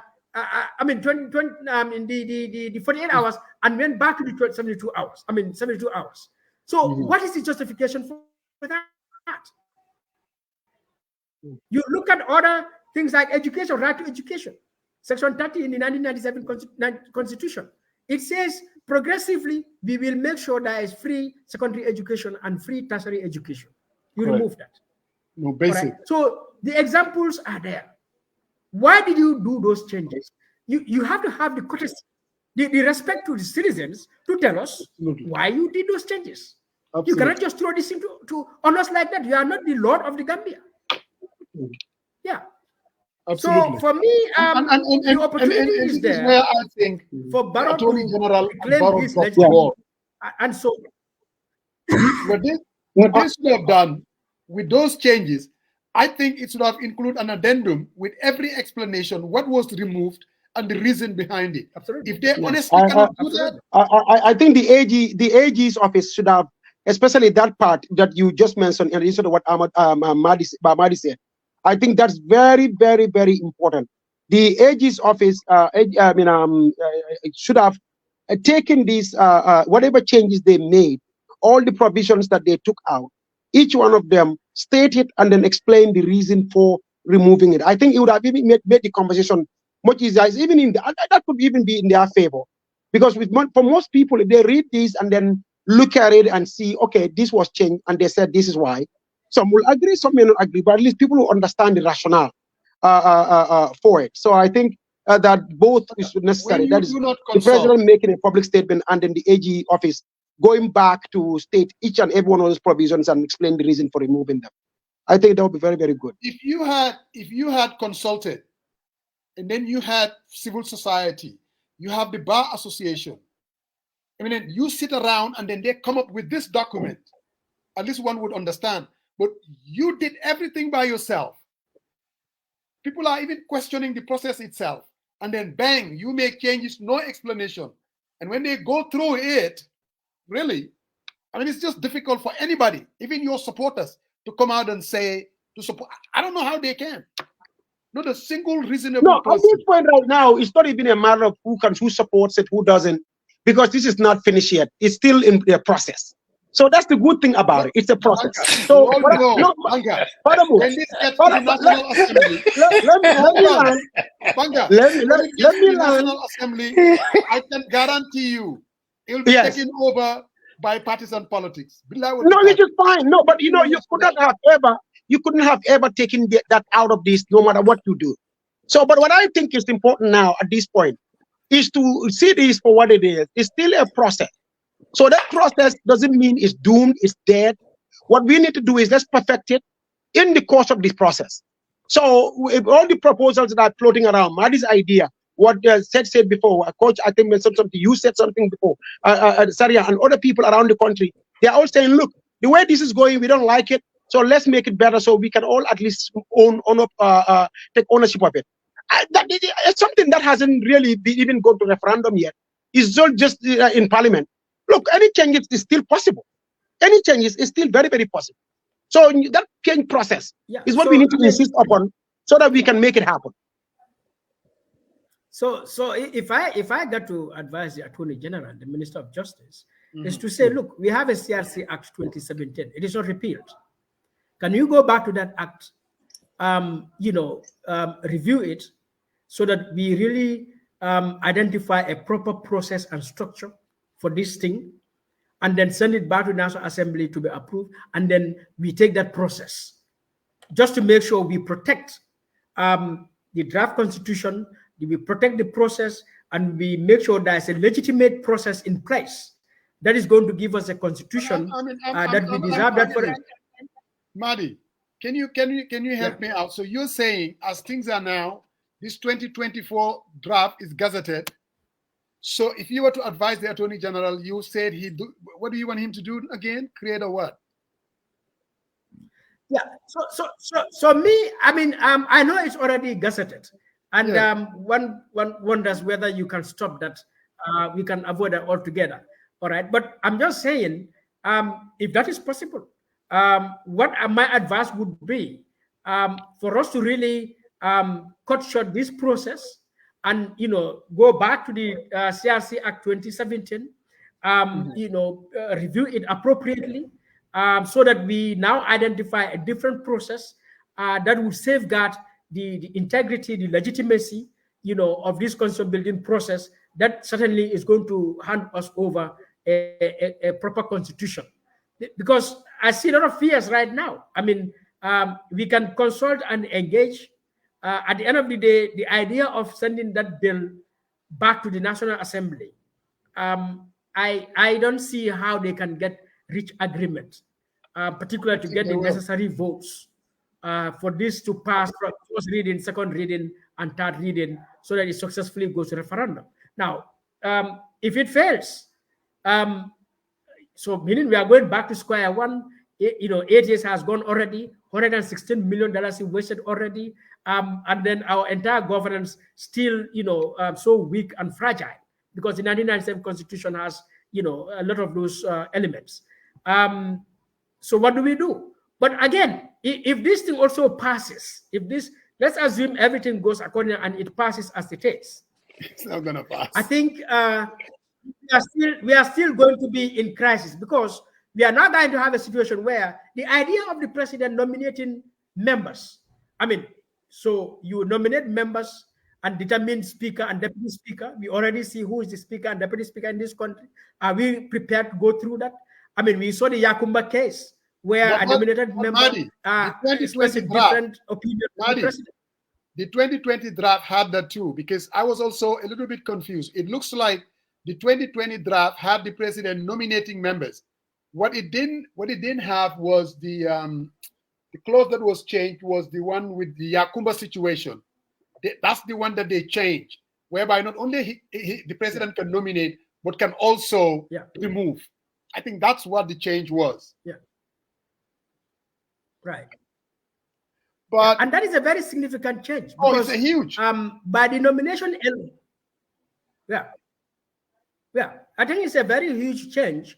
And so when we really get this constitution as it is passed, as it is, rest assured, we now have a bumpy road going forward. Either this constitution will now be subjected to several amendments as we go on, or another regime would come to either create a whole new constitution, because this 2024 draft, I don't see, qualitatively how it is really better than the 1997 Constitution. I don't know whether better is the right word to use. I just don't think that it will pass without the changes. Like you said, when we talk about the term limit, leaving it that ambivalent, nobody knows when it starts. That needs to be fixed. Absolutely no doubt about that. That one needs to be fixed to make it at least clear as day. And some other things, like people are talking about the decentralization and deleted local government autonomy. Something needs to be done. I don't know. I seriously do not think if it gets to the National Assembly, Guy NPP, Kuchineka stand their way, other parties take their position. Telling you, man, it's not going to go anywhere. We're back to square one. And then we're going to waste our time. We're talking about 3 months before we even get to that. Yeah. Is there something that needs to be done? Can they go back and, I don't know, pull it back, bring in something else? Something. Maybe and it's also two ways. Yeah. Yeah. So, I think our civil society should not be followers. They should not be spectators. They have equal role and responsibility in this matter. And so we don't have to buy the narrative of the government. We should be able to challenge it, through many, many ways. And so I think the civil society themselves need to have clarity. People have the clarity, the understanding, of issues, of what's at stake, and so on. So, so that they take a position to have the means to reverse the government, or make the government reverse. The political parties similarly. I know there is so much distrust and lack of communication and so on between the political parties, but they have something called the Inter-Party Committee. Are they just going to sit there just to be received? All right, just to be spectators or just to be followers? or will they, as political parties, also realize their, utmost responsibility to get up and, engage with this government narrative to either keep it as it is or to make government reverse? All right. So stakeholders have to take responsibility. I mean, on our heads that there's no perfect constitution, or if you don't do this, we'll still stick. I think for me as a citizen, this is about, and I don't care about sites or my society up for anyone. I'm not giving in to anyone. As long as I'm convinced that this does not really fit purpose, and I think that is what every citizen got to take. So, I mean, for me, this is where I start. I mean, so that's why I'm not keeping silent. For all practical purposes, Brother Mahdi, we can all come to this platform and we speak our mind. I mean, FM radio stations, everybody is talking about it. We can attack them all we want. But at the end of the day, I mean, this was the people's constitution. I mean, for all practical reasons, I mean, something has to be done. Because we all know, if this doesn't work, and then we're back to the 1997 constitution, no term limits for the presidency, nothing of that sort, and conveniently going into 2026, I think it helps the status quo. I'm afraid some other entities will take matters into their own hands, like what happened in Burkina Faso. Maybe maybe I'm being ahead of myself, but that is possible, because when people in the long term, they don't see any way that they can change their government, they take matters into their own hands. And that is something we need to avoid. Yeah, but Musa, I think that should be the last result, though. We had the worst experience, and I think all of us can speak and motivate people and convince people to come together because we're citizens. I think the one thing that we should not even move around is somehow a military coup d'etat would be the solution. I think that is against everything that we stood for and the worst experience that country endured for 22 years. I understand emotions are high, but I think this is the time whereby, as Mahdi comes in, cool heads needs to prevail. Let's take ownership of this. This don't belong to Barrow. I mean, he is the president, and Dauda Jallo helped him draft it. But now, as citizens, how do we take this conversation back and take ownership of it and take it to the people? At the end of the day, whether it's the 2024, 2022, or 2020, it has to go for a referendum.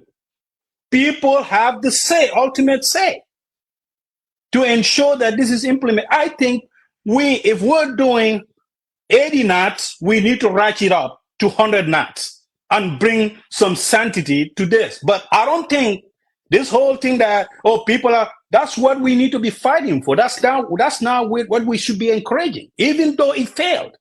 That is not the other way around to say that the coup d'etat is the only solution, or someone needs to take the matter into their own hands. I don't think that is the way to do it, because this country, after 22 years, we're still fragile. We're trying to build our institutions. We're trying to, bring some type of sanity among all of us. So no one, because it didn't play in your favor, one way or the other, should take matters in their own hand. And that's where I don't think I disagree. I really think we have passion, we can disagree. But at the same, we need to have a discourse in a civil manner that ensure that things that we've been fighting for, things that we are against, we ensure that comes to fruition. And I'm just saying this with all and across the board. Sorry, we all need to be careful. I'm with you.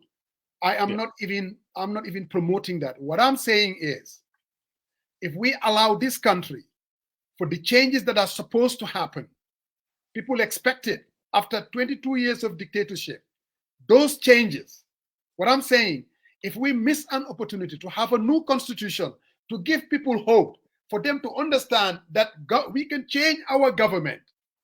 if we have that missed opportunity, don't think for a minute. Then we are so, it cannot happen in the Gambia what happened in Burkina Faso. I'm not supporting it. I'm saying the possibility is there. And I can guarantee you, if people don't think they can change their government, these are the kind of things that would happen.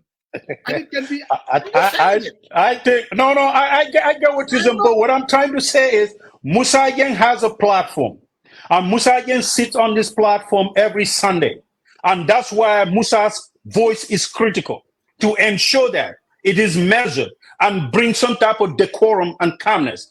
The possibility, we can talk about the possibilities. I get it. I get that. I'm not naive, but what I'm trying to say. Mari needs to do his part. Sarian needs to do his part. Coach Sambajao needs to do his part.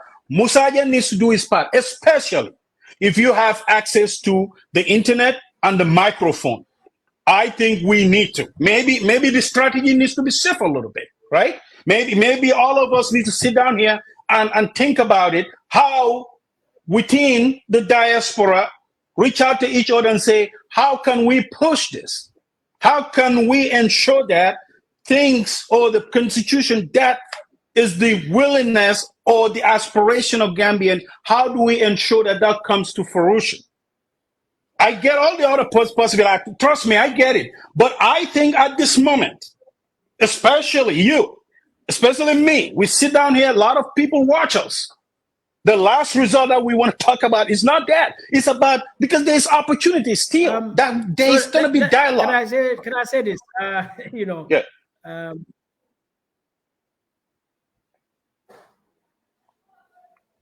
Go ahead, Madi. Go ahead. Yeah, I think we have to recognize that, needless to say, human beings are not cattle. Human beings are not pieces of wood. And Gambians are not different from any other human beings on this earth. And of course, in our lifetime, we have seen things happening around countries. The Arab Spring happened because of corruption in those countries and abuse of human rights. The Bangladesh story recently is precisely about that, corruption and abuse of human rights. Now, everyone in a country like the Gambia, we don't just have rights and duties, but we also have benefits to obtain from being citizens of this country. And that is to live a life in dignity, in prosperity, in peace and safety. And that the government, the state, is created as an instrument of the people purposely for that. And so anyone who is in the state would have to ask yourself, what is our rationale? Why is the state created? Why are we in public institutions? And so on. And so anywhere we see crisis take place, it doesn't matter what kind of crisis. Let us look at the root causes. All right? Because people have feelings. People know, people see, and people will react. So it is the responsibility of those in charge of the state, who are in charge of the resources and the affairs of the people, to do that assessment of themselves. How are we managing the affairs and the resources of the people? Are we serving the needs of the people? Are we protecting the rights of the people, or are we violating the rights of the people? Are we impoverishing the people, and so on?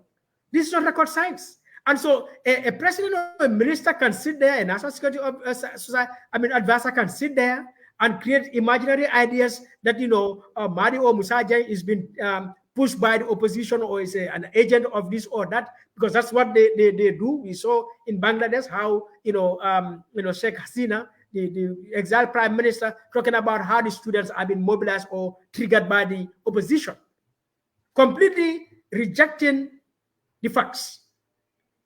And this is why we have crisis in countries. Now, the Gambia itself, why did we have a coup in 1994? It did not come out of the blue. And it is not as if there is no reason for it whatsoever. Why did we have a military incursion, an armed rebellion in 1981? You know, if you listen to the Kukwe Sambasa and folks at the time, they are talking about things that you can also resonate with. All right. Why did we have 2016? Why did we all mobilize to remove a dictatorship? We were not doing it out of a dream, out of drunkenness, out of madness. That was genuine reason for it, because the very purpose of the state was lost. And I have said that the state in the Gambia, since independence, is a fraud, is a scam. It exists only for the people who work in the state. You walk around this country. I live in Kembuje. You walk around the streets of Kembuje and see the poverty, the dilapidation, the filth, the lack of infrastructure. And that goes for each and every community in this country. And then they will tell you the taxes we are paying. They will tell you the loans this country has taken, the grants this country receives. I mean, you can count projects, every sector. You can count multiple projects of multiple millions of dollars. So to imagine that me as Mahdi Jobate would become president of the Gambia, or you as Musaja would become president of the Gambia. Yeah. I mean, what am I really? What do I have? What is about me that is better than you, Musa? Really? Yeah. To the point that you will see me plunder the resources of this country. You will live in poverty and see me. Today I was walking along the Kabafida Road going all the way to Buffalo into Farato. I saw government vehicles, project vehicles, SUVs, plunging into the muddy waters. And with all their windows raised, their condition. And I see Gambians in the Galagelas, in the small taxis, negotiating with the road. But these SUV drivers, government officials, plunging into the lakes on the road, driving SUVs, powerful vehicles from people's resources.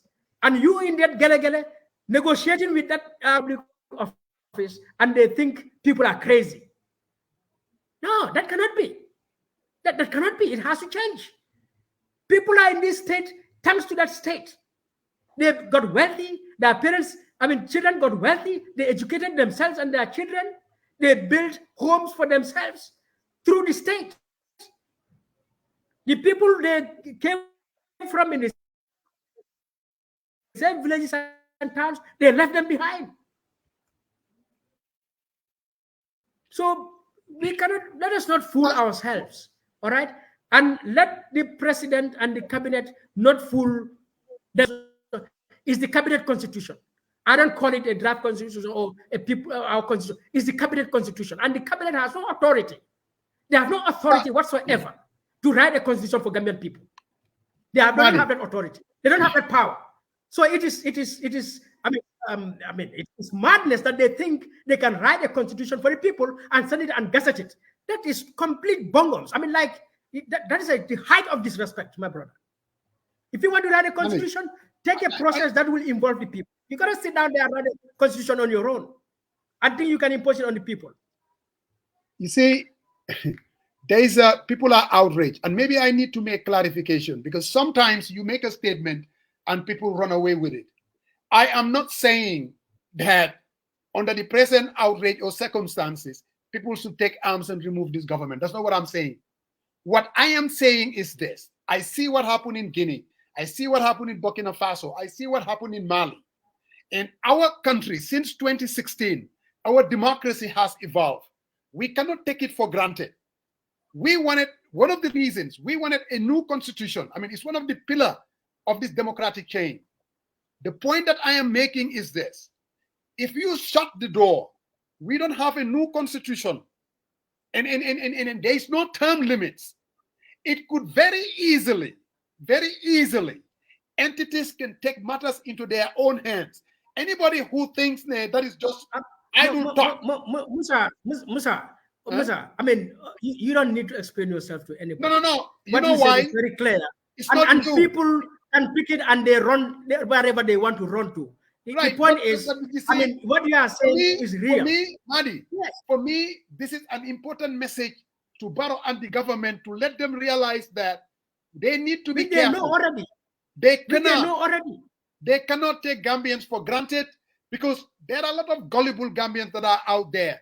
If you create the atmosphere that change is not possible, the chances are entities will use that, and I can guarantee you Gambians will even support it. Some Gambians would, Well, and we will be back to right. square one. People can call it whatever and- you want to call it. Maybe a statement like that is misplaced, or you shouldn't say this, you shouldn't say that, or we need to say it. That We in need the to say it. absence of And honestly, in my candid opinion, there is no justification for any military coup. There's no justification for an armed rebellion. exactly. Right? What you are saying is about citizens engaging, and that engagement can take the form as it took place in Bangladesh, and across the world as it is a non-violent, democratic change as it happened in Kenya or anywhere else, all right, or as it is happening there. So and for me, really, people are just probably drifting themselves away. We have to highlight that the government has a responsibility to protect the peace and stability of this country. And that requires that you are transparent, that you are accountable, that you protect the best interests. And you cannot be so corrupt, be so incompetent, and be violating laws. And you think, people should just sit and watch you. For what? That doesn't happen anywhere since the beginning of this world. So I thank you guys. I think I got to leave, but as I said, I'm gonna engage on this constitution. I take it as a personal matter, and I wish every citizen will take it as a personal matter. I owe no apology or no permission, to anyone, and no one owes me any apology or any permission to stand for what we believe, is what Gambia should have. All right, just do it, non-violent, peaceful, democratic means, and we should continue to do that. So that is my stance, and I totally reject the 2024 cabinet constitution as it is, and I will engage to see that it is changed or a whole process is taken. That is my position. Thank you. Brother Thank you, Madi, Madi. always thank you. We almost gave up on you. We thought you were not going to make it, but you came through. We appreciate you a lot. Some things happened at the last minute at home. Okay, thank you. All right, happy belated birthday. Right. Next week. Yes, All right. belated Thank you. birthday, Samadi. Thank you, man. Thank you. So, Paramos. I guess it is what it is. No. I get your frustration. I get it. You're not your normal self today. I get it. It's like this is the little thing we have. You sat on here. I want to be fair to you. You sat on here. You're not pro-military, but I think at the same time I understand the tensions are high. But again, you said one thing. I was listening to you. You said people are gullible, right? Very gullible. Okay, so and I see. Well, Musa, you're right. We're doing a bit. I think at this time, I'm telling you, tensions are high. I get it, but I still understand. I think this inter-party committee, the civil societies need to take on Barrow. We all know that. But the reason why Musa, he's been in position for 7 years, he doesn't want ECOMIC to leave. We knew it. And it all tailored to what we are saying at the segue. And I think that's where you and me had a disagreement at the very beginning of the segue. I want us to focus to the meat and potatoes of this. Because if we talk about if you are accountable to the people, you felt that the presidency is a privilege, not a right. You are elected by the people. And you want to stand upright and do the right thing in a spirit of transparency. You got to declare your assets, your business connections, and all that stuff, and non-interference with the appointments of judges and everything else. I think it creates a democratic environment that is transparency, and it also helps in the long run. You don't have to worry about all the other stuff. I get that part. Trust me, I get it. But I think the reason why he's not doing that, he wanted to extend the mandate of ECOMIC because he knew wholeheartedly. And let's also, for God's sake, let's also look at the political alignment. The people who are close to him, These are the same people who told Jammeh to do stuff and get away with it for 22 years. They don't see anything but for their short-term gains. And this is the problem. I know you are telegraphing something to him. Huh? You need to be careful. But he's not going to get it because he's so consumed in power. When we say, they say, opposition, my foot. I don't care, but I'm in the United States right here. I get up every afternoon, every morning to sit on this platform because I wanted to. I'm not obligated to. Right? So if we're talking about, let's create an environment that's going to be, if we talk about peace and tranquility, he's not doing what is that creates that environment. And that's what you are telling him. That's what you are telegraphing. Be careful. If you sit down there, the people who are supposed to be key stakeholders, the civil societies, political parties, in the party committee, the Gambia Bar Association, for them to have an input on a new constitution that talks about term limit, accountability, and all this good stuff. You didn't do that, and you really think you can shove this whole thing into people's throat. And I think it creates this uncertainty with all the other challenges combined. That's what I'm afraid of. I get it. But again, today, I think we need to build this bipartisanship, right? Still now, I think your voice matters. Your voice is critical. Look, in this whole thing, let's do what we can do. Either we're reaching out to the members or to the civil society or within our power. What can we do to force their hands in the cookie jar? Because you know what? The names, if you call Barrow, but the names are more inconsequential. They are not there for the Gambian people. Let's call the spade the spade. They are there enriching themselves. That's the truth, Musa. So if we're going to talk about it, let's talk. Let's have an honest conversation. Because you know what? The stuff that you are saying right now, it undermines our democracy. It undermines what we've built. It undermines this smiling coast of Africa. We have to be careful. And I'm appealing. Whether you're on UDP, you're in PDOIs, you're on GDC, let's not think that the only way to get that constitution is through other means besides getting out there and engaging our citizens and putting a forth with passion that this is wrong. We don't want another Jammeh. We don't want no dictatorship. We don't want someone who comes to the office, he's poor, stealing our mega resources, wants to be rich for the end of his life. There is going to be another commission. And that's what needs to happen. And if you're a Gambian, this has nothing to do with political leaning whatsoever. Absolutely not. We need to speak the truth and hold our names accountable. They are inconsequential. If we hadn't been there, they are not compromised. They could stand up, have a little backbone. Musa, retroactive clause. If I have a 50+1 and I have all these ingredients in it, right, I will compromise for that. I'm just saying, Sarian.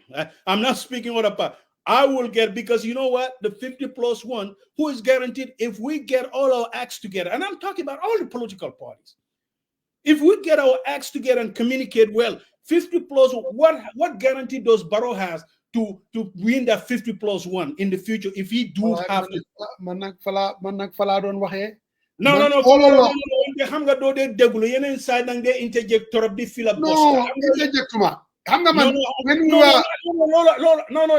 I swear. My whole approach to this issue, I'm equally outraged with the process itself and how they went about it. And I have no suspicion that this thing is going to be torpedoed. Like I always said, when I first... But if it is torpedoed, here's the question though, before we go into that. I want to ask you this. Honestly speaking, if it's torpedoed, do you think folks who are outraged and torpedo it, don't you think they have the right and the concern? Okay. Yes. Oh, absolutely. Absolutely. But I want it to succeed because, like you said, I want a term limit of 5 years and Barrow cannot run in 2031. And I also want 50+1 because I think it will be much easier for us to bring about change. So, okay, how can I? The only way that can be accomplished more through this new constitution You see, going back to, I think it was. So, but if you say new constitution is the 2020, but not the no, this is 2024 draft, right? 2024 itself cannot pass. I know that. I know that it cannot pass. Also, remember the threshold in 1966 or 1970, the first time we voted for a referendum to become a Republican state. I was young enough, but you know what it was reduced to? You will either get the Semenbi, and that was PPP, yes vote, or you have UP with the umbrella, no vote. So Gambians went into this poll. It wasn't about whether should we become a Republican state or not. It was whether are you a PPP supporter or are you a UP supporter?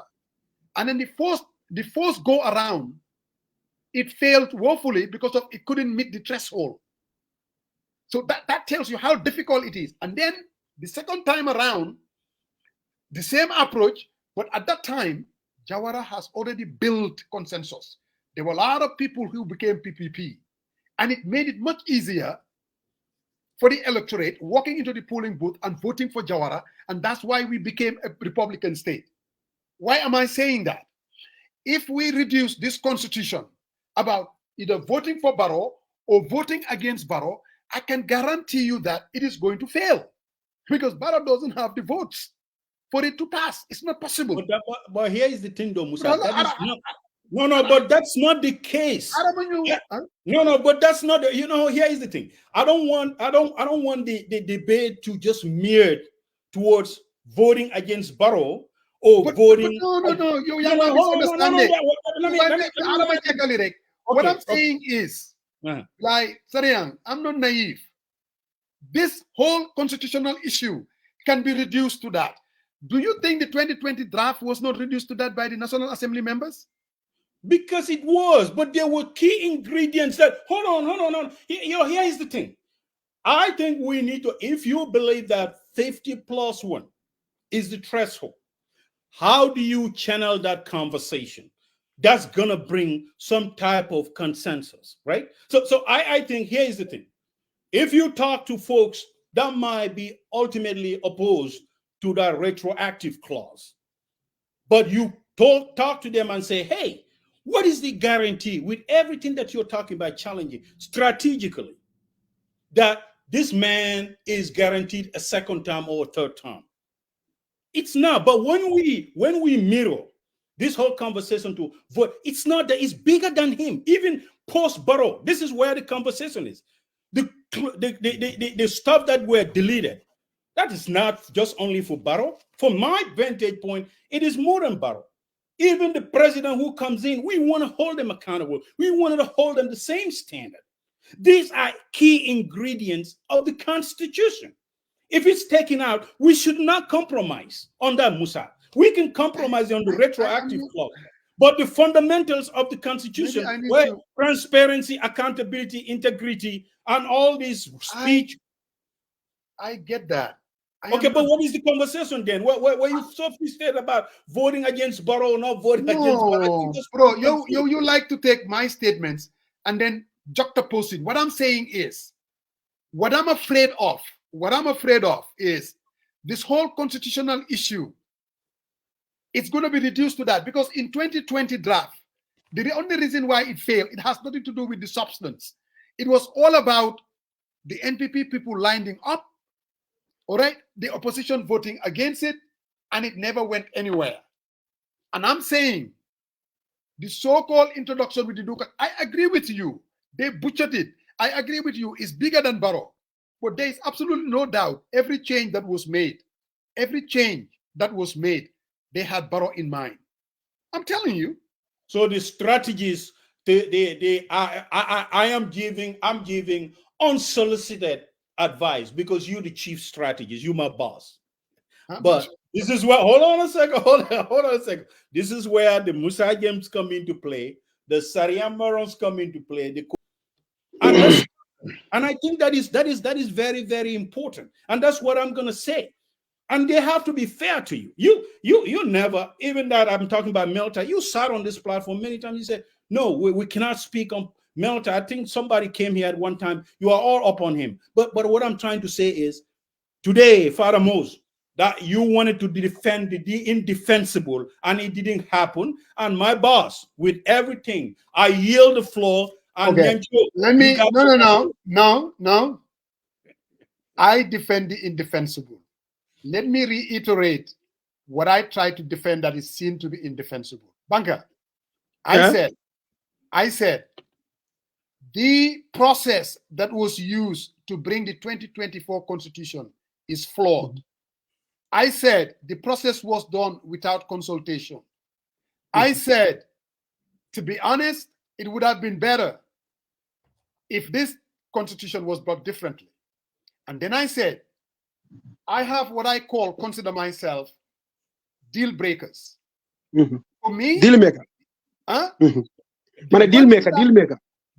The ones that are fundamental that I cannot compromise, that I draw the red line for me, is that I need a term limit.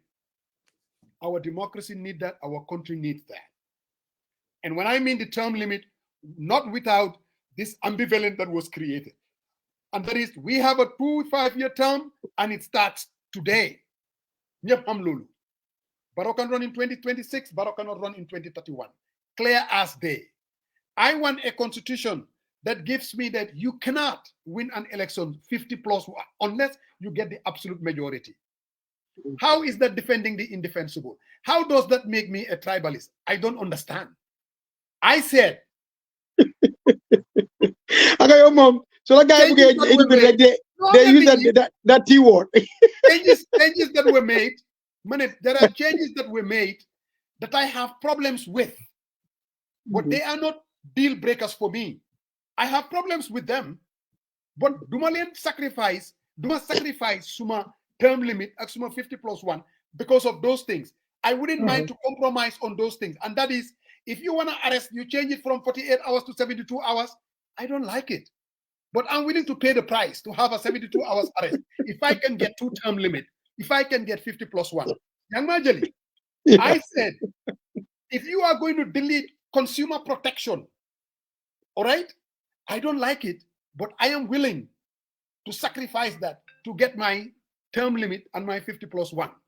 If you delete an entire chapter about leadership and governance, which is aspirational, I don't like it, but I am willing to pay that price so that I can get my 2-term limit and 50+1. So this is them. How does that make it defending the indefensible? How does that make it me being a hypocrite? How does that make it? People need to be at least rational. Look,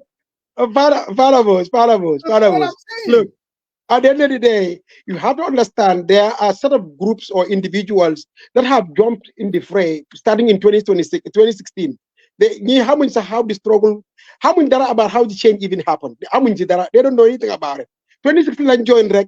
So they come ñom liñ leen instruct moy dem leen ngeen pour wax rek ngeen saga ko wax leen ngeen briefing. I mean, so these people, they think their job is to call you names and insult you and harass you and try to bully you.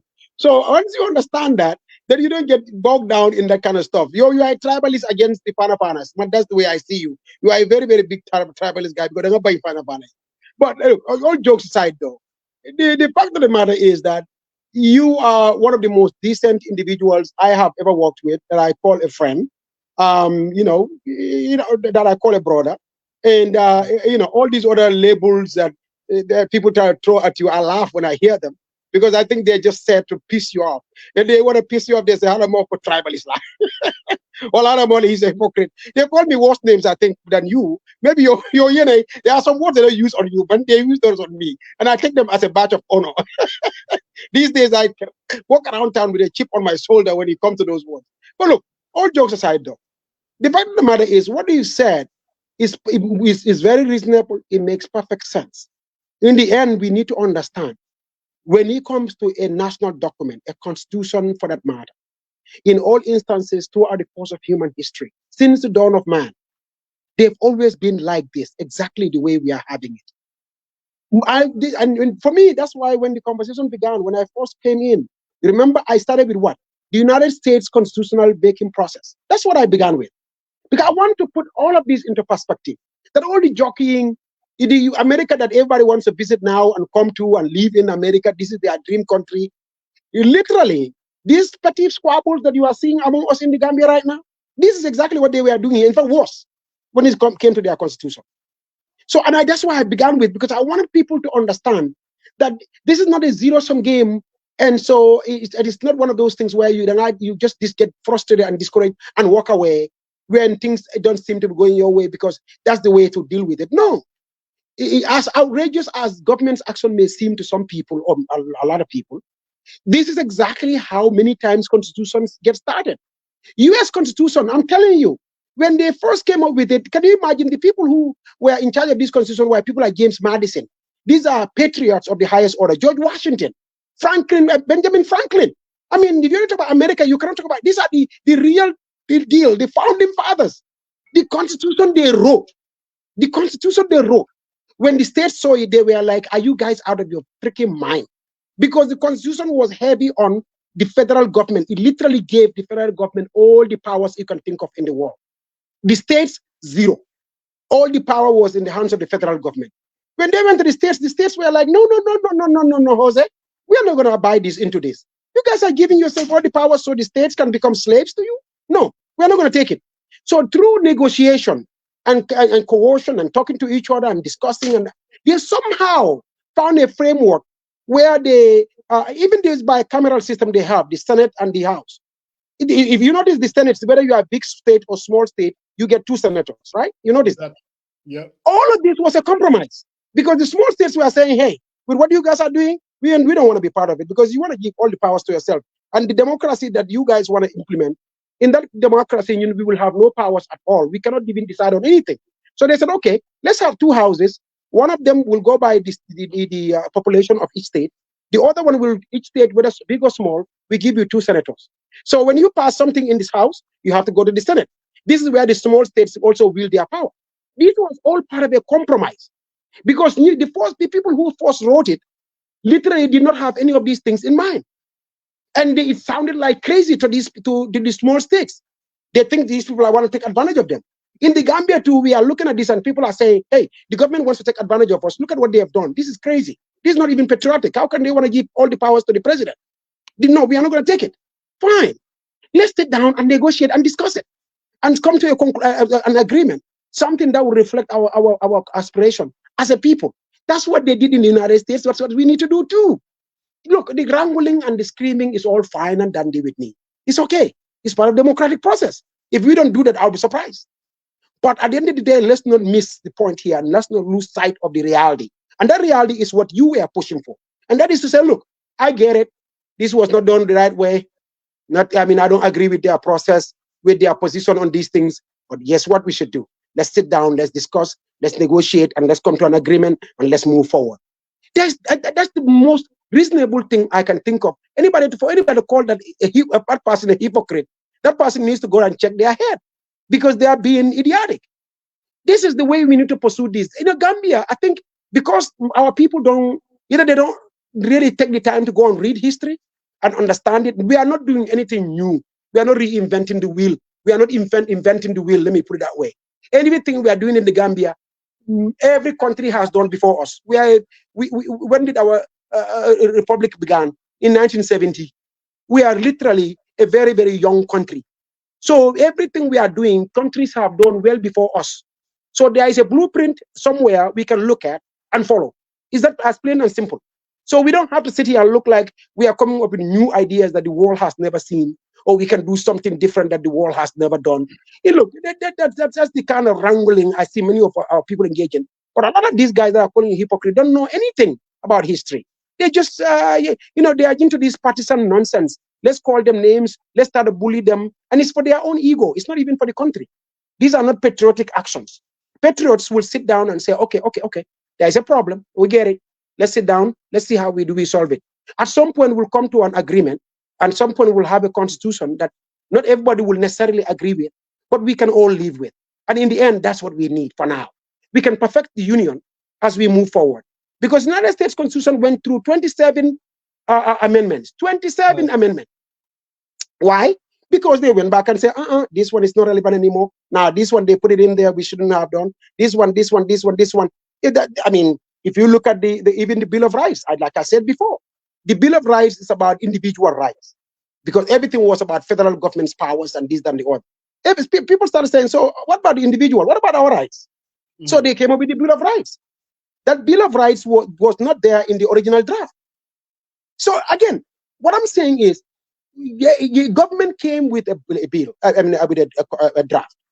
Let's go back and scrutinize the draft. Let's find a way to come to an agreement on it, and then move forward. That's all we need to do. There is no need for name calling this one a hypocrite, calling this one this, a tribalist, calling this one that. That's not the way. That's not. It's not mature. It is childish. It's unpatriotic. It is evil.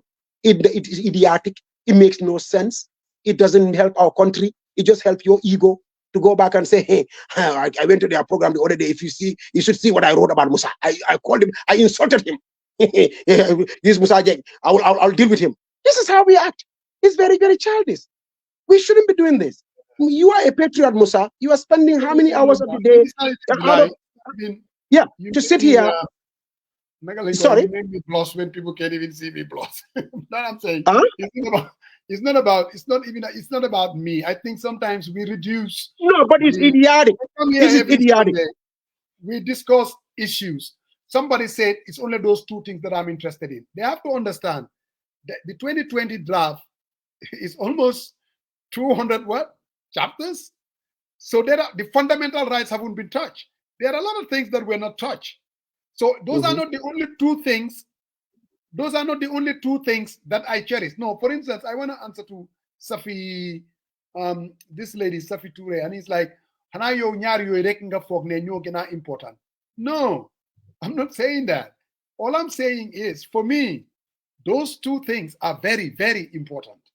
They are very important. Now, the local government deleting decentralization, I have a serious issues with that. That could be a deal breaker too. I don't like the way they change the Independent Electoral Commission, because appearance of independence and fairness in elections is very important.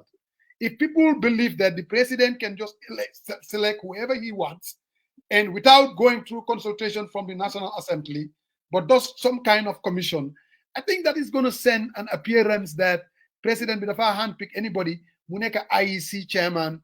That's when we're going to get into this problem that the elections were stolen. So there are things that are very important, but I don't think we can have a serious constitution without term limit.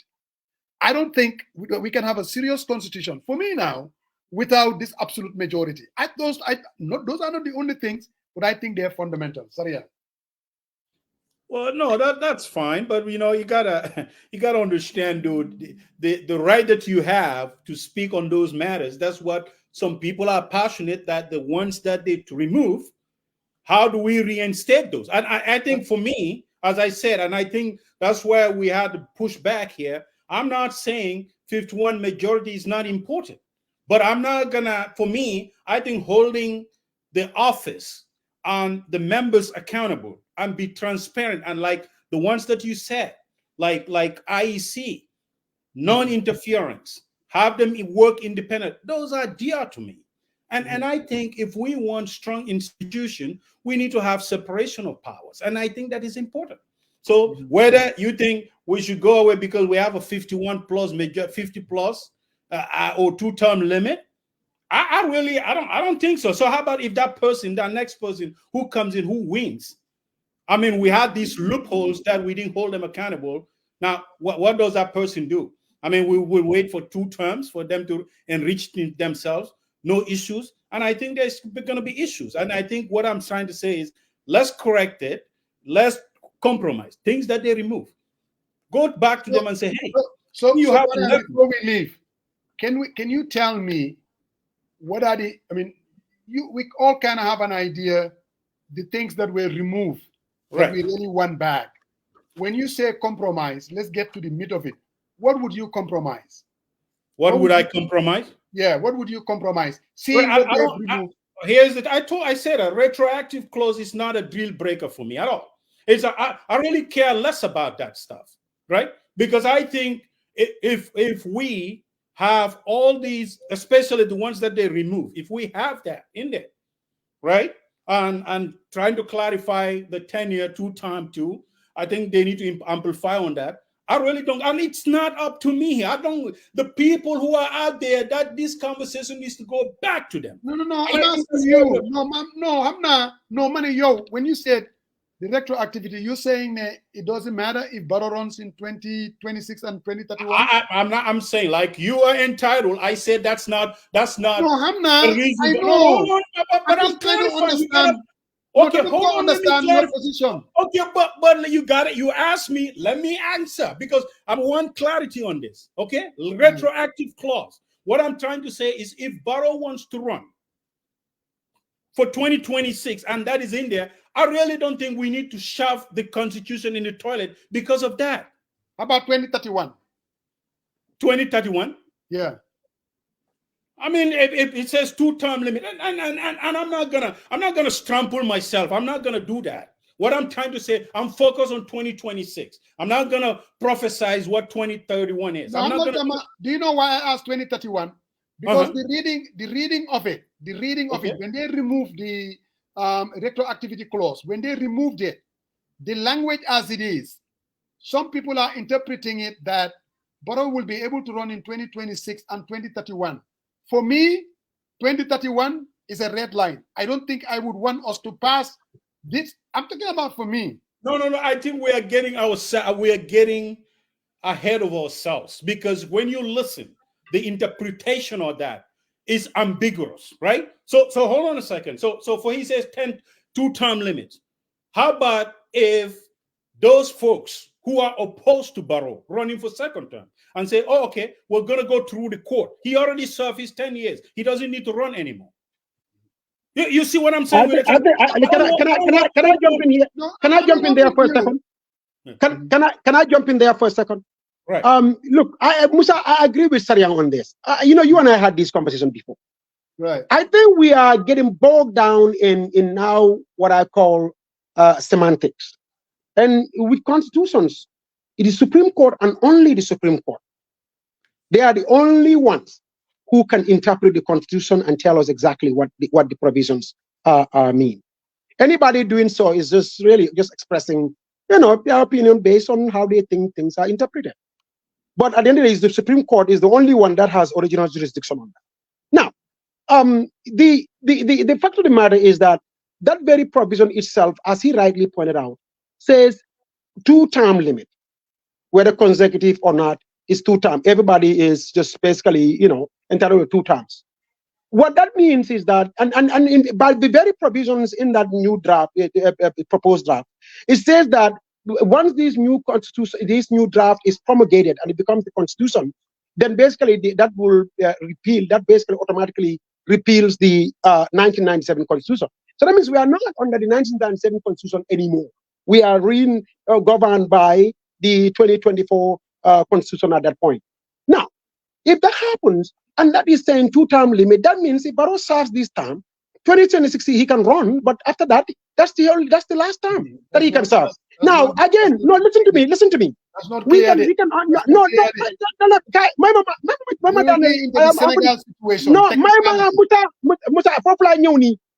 that's where I'm coming to. I know where you are going with this. So now, with that in mind, what we ought to do now is, because the Supreme Court cannot really decide on this until it becomes law of the land. They cannot. So now, what I'm saying is, once that's the case, then we can go to the Supreme Court and ask the Supreme Court to actually define for us what that provision actually means. When do we do that? Now? When do we do that? We wait until it becomes law? No. I'm just saying, if we cannot agree on that definition right now, the Supreme Court at the end of the day, because why would we want to create that conundrum? Why would we want to create that problem like Senegal? I'm answering. I'm really talking about what Sarian said and trying to buttress his point. I'm not agreeing with that aspect. I see where you are going. I'm just talking about how Sarian is looking at it, and I'm trying to explain Sarian's rationale for this. That's vague. It's open to interpretation. What I'm trying to tell you is, if a Sarian sits there and says, okay, I'm willing to live with this one until later when we pass it and we go to the Supreme Court and ask them to really decide we this don't for want us, to do that. then We don't you want to do wouldn't. No, what I'm saying is you wouldn't blame him for taking that kind of position. I don't think that's an extreme position on his part. I'm not saying it's Now, would it be extreme. better? Saying what we It's need not is clarity. We don't need Will- ambiguity. We don't need legal. Don't lie one. Will it be better? I would rather prefer. I would rather prefer we clarify it now. I would rather prefer that. But what I'm saying is, if a Tariang, on the other hand, is saying, look, man, that for me, that's not a deal breaker. That's what I'm saying. Man, man, I agree with you. Man, I would rather personally, my personal preference. You clarify it now. I think you need to go back and this whole national construct that I talk about, right? You put a frame of mind around your 50+ strategy. No. I'm listen, we can have a conversation about you gotta allow him to be careful, because I think what you are doing is you might be, if you talk about this, you might be walking in a landmine here, right? So if Barrow said, oh no, this is what I want, I'm not going to give up on the Constitution, but you got the 50+1, you got the one that is stated in there, and some people say, you know what, we can give up on the retroactive clause, we can do this, let's go. What will you go with it? I will not go with it. Why? Because you see, for me, the viability of our democracy rests on those two things. I will not compromise on that. I think the constitution that I want to see, there are a lot of things that I want to see. But like I said, these are my pet peeve things that they have to be there. 2-term limit, you cannot win the presidency without absolute majority.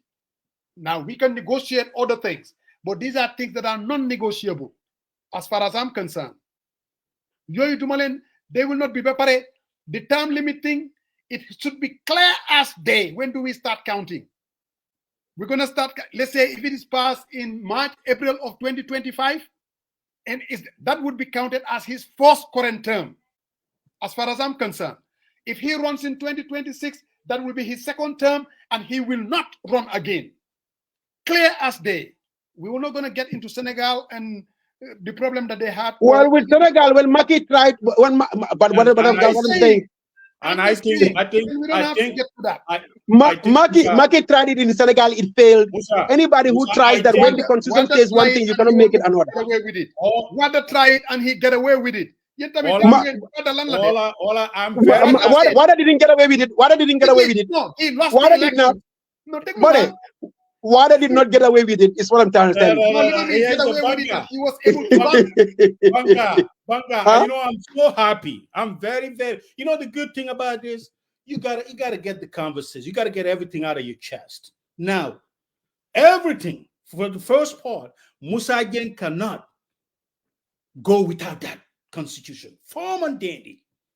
Now, on the current draft, how do you think we could fix that? I'm agree. Ambiguity and subjected to legal interpretation or taking it to the court, that is not what we want. But today, the 2024 Barrow Dawda Jallow draft constitution, it's ambiguous. There is no transition clause. It's bad constitution. It's bad. So now, why can't we? You talk about political. Why wouldn't people be outraged, especially if people in your column, who are outraged and think that this needs to be rejected on arrival? Now, how do you make that argument? Because I get people talk here. The constitution as it is, needs to be rejected. I absolutely agree. I don't like what it is. What I'm saying is, it should be given a chance to fix it if it is fixable. It is fixable. If it is fixable, it is fixable. So for me, the fixability, if there is such a word, starts with fixing the term of the president. Is fundamental for me. I'm not saying consumer protection. I get that, but I think that's why it's important right now, where we need to put the emphasis, is for all stakeholders to sit down over these things and start going through these issues and addressing them one by one. And then whatever draft comes out of the process, at least we can all feel comfortable that it has addressed, at least if not all our concerns, but the fundamental concerns have been addressed. That's the process we need to push for and seek to have, so that people can sit down at the table and put this proposed draft on that table, and discuss it and see how do we make it better. If the moment we don't do that, then obviously it's going to go through a fruitless process where either Parliament rejects it or it fails at the referendum stage. I can go through a list. There are so many different things that can go wrong with that. So in the end, the emphasis should be on, let's make sure that all the stakeholders come together and address issues like what you are raising. That is, that explicit clause that was in there to clarify on the term limit issue. So that tomorrow we are not sitting here trying to go to the Supreme Court to seek interpretation, that we address that as fully as we need to. But at the same time, though, let's also open our minds to the Syrians of this world, their positions. And that is to say, look, I believe the Supreme Court in the end is going to rule that this applies to the current term too. So I wouldn't make that a deal breaker. I think we should open our minds to that too. Why do we want to go there? Why do we go there? But in the end, Musa, if people sit down to discuss these things, I don't want to get us to set rules in such a way that we make it impossible to even sit down in the first place. Because everybody comes up with their conditions, even before sitting down. Then, you remember when we used to have a coalition building process, this was what used to happen, and that's why we couldn't build a coalition. Everybody used to have their conditions even before we sit down. And we always used to say, but why set a condition? Here's another curveball I'm going to throw to my chief strategist there, because, today, at least, at the end of the conversation, it looks like we have a convergence. We always have the convergence. No, hold on. This is a bad draft. That's what I hear from Faramos. So now, Faramos, if they withdraw this one and they bring back the people's draft, which is CRC, yes, and there is a clause there, 2 term, and depending on when that constitution passes, right? Yeah. And even that clause, there is subject to interpretation and a compromise. How do we twist that and ensure, is it the time the constitution passes? That's the start point, and he can run 2026. I mean, what do you have to say to those type? I mean, because still now it's not perfect. The 2020 draft. Yes. Even going back to 2020, going back to 2020, man, I was one of the few people that was willing at that time to even go along with the retroactivity, meaning that the president could even run in 2021. Hamga. But if that one was basically passed back in 2020, we wouldn't even be talking about the president running another term or not. It would have been a moot point. Now, if that thing were to be brought back now, what I am willing to do, is to make it clear as day. You are making me chuckle because I think you are setting yourself up. No, you are setting yourself up for. I'm coming. Because what you just said, literally, you are setting yourself up. I don't have a legal mind. I am an ordinary average Gambian. What I want is, if they bring back this 2020 draft, the only clarity that I want, right? The only clarity that I want, that the president will not be able to run past 2026. Okay, Musa, let me say this. Musa, let me say this. Hold on, Banga, Haralde. If it were left to me alone, the president will not even run in 2026 because he already has 2 terms of 10 years.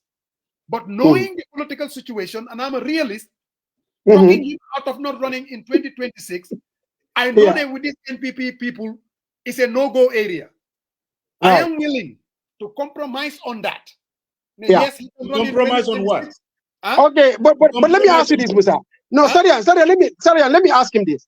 Okay, Musa, going by your own logic, just think of it this way, okay? Going by your own logic, if this draft that you said this is a red line for me, if it is not, then let us kill it. Basically, that's what you're sounding to me. Correct me if I'm wrong. Now, the draft failed. No, let me finish. The draft fails again. And then in 2026, you come back do you think then this argument that you are making will become a moot point at that point? Will you want to pass the constitution at that point, or how will it sound? I can ask you guys the same question, because I know that Sariang will not support the draft as it is. No. What I'm saying, I'm asking you. No, answer my question. My question is, you are saying that the term limit provision, as it is stated in the proposed draft, currently, for you, that's a red line. If they don't clarify it, you cannot support it. Okay, very good. So now, if you have a problem with it and it fails due to just that, don't forget about the other issues. Due to just that, in 2026,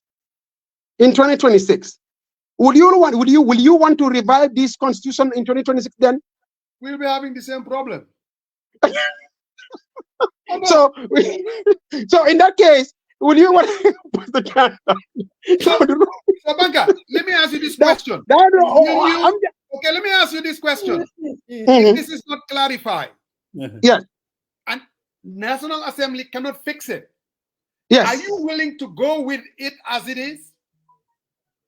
Based on my interpretation of the proposed draft, that provision as it is right now, you want to have a conversation about this. Yes. And I am telling you, the little knowledge I have of our constitutional law, and I know nothing. I'm how Madara Janguma.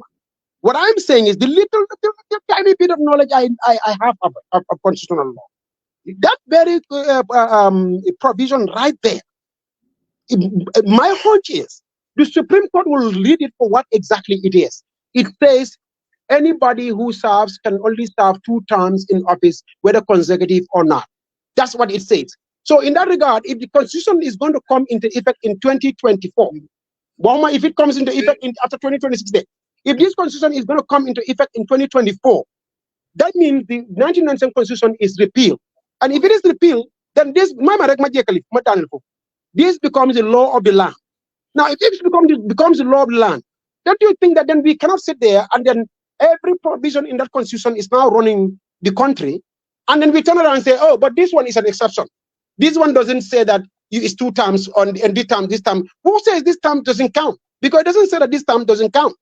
If they explicitly say that this term does not count, what about even the old provision, the old one that you're talking about? I'm talking about if they came out and said that, oh, but this term is not going to count. The next term is when the 2 terms is going to begin. I would have had a very serious problem with it. But at this point right now, the way it is written. Okay, let me ask you. Why would they pull the retroactivity clause? Whatever their intent is, whatever their intent is, at the end of the day, it's just. Retroactivity clause made it quite clear. I understand that. I agree with you. Look, I know I'm talking in terms of the negotiation process and where every side stands right now. I'm trying to tell you that what Sariang is saying is not also crazy and outrageous. It is one of those things where, man, based on my own look at it, is something that I'm willing to gamble on, because I believe that a Supreme Court will most likely, and again, I don't know how they will rule, and they decide. But I'm willing to bet on. I'm willing to take my chances on that. If that's going to be the only deal breaker, that's what I'm saying. I get. So Musa, I think here goes the 2020 draft, right?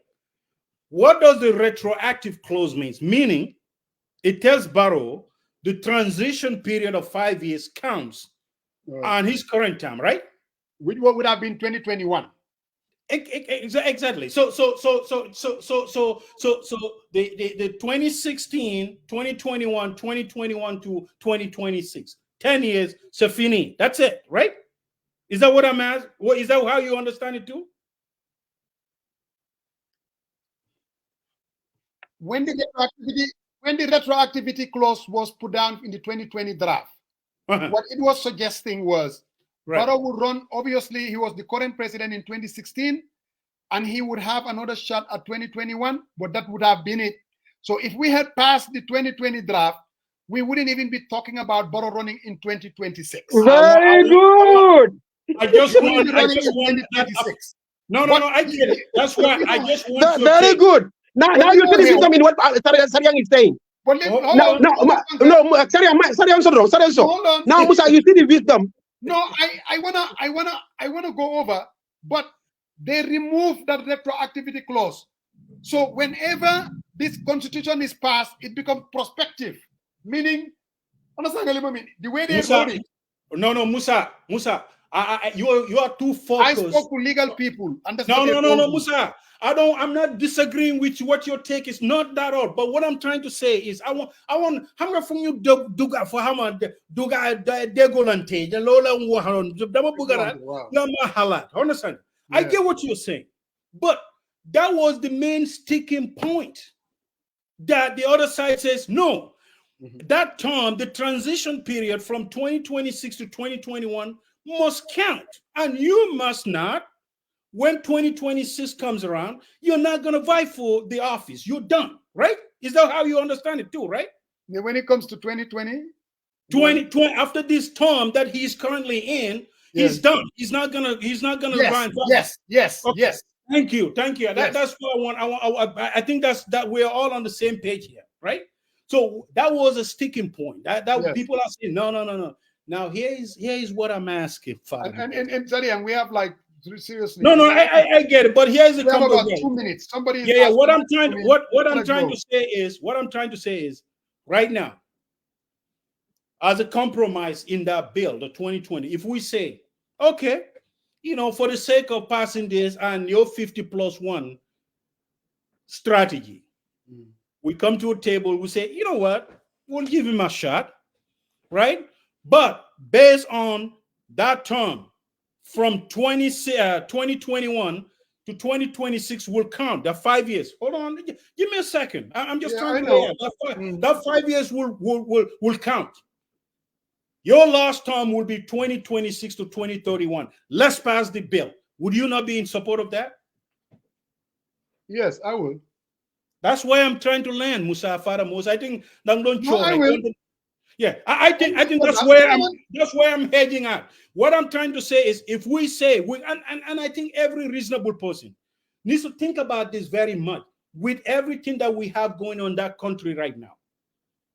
If that we made a compromise on that, yes, and we said let's move forward, there's absolutely no guarantee that you're not gonna force Barrow's hands in the cookie jar. I'm telling him that, hey, you know what? Let's pass the bill as it. Your term. Fine. You said the transition period doesn't count. We forget about it. But 2021 all the way to 2026. Yes. Well, let's pass the bill. Oh, will you support that? That's what I've been saying, and I don't think no. Okay. You mean? But from the how about these other things that you were talking about? Consumer protection, the removal of leadership. All of that. I'm gonna give the benefit of the doubt to the Justice Minister to address this and the people. Oh, but you're Zarian, but you asked me. Hold on a second. You asked me. It's not about me. If I have the vote. No. I know it's not about you. It's not about me. What I'm trying to say is pertaining that the Justice Minister work alongside with the CSOs, the Bar Association, and every stakeholder. And create a framework. No, nothing separates us from light and day. Man, that has always been my deal.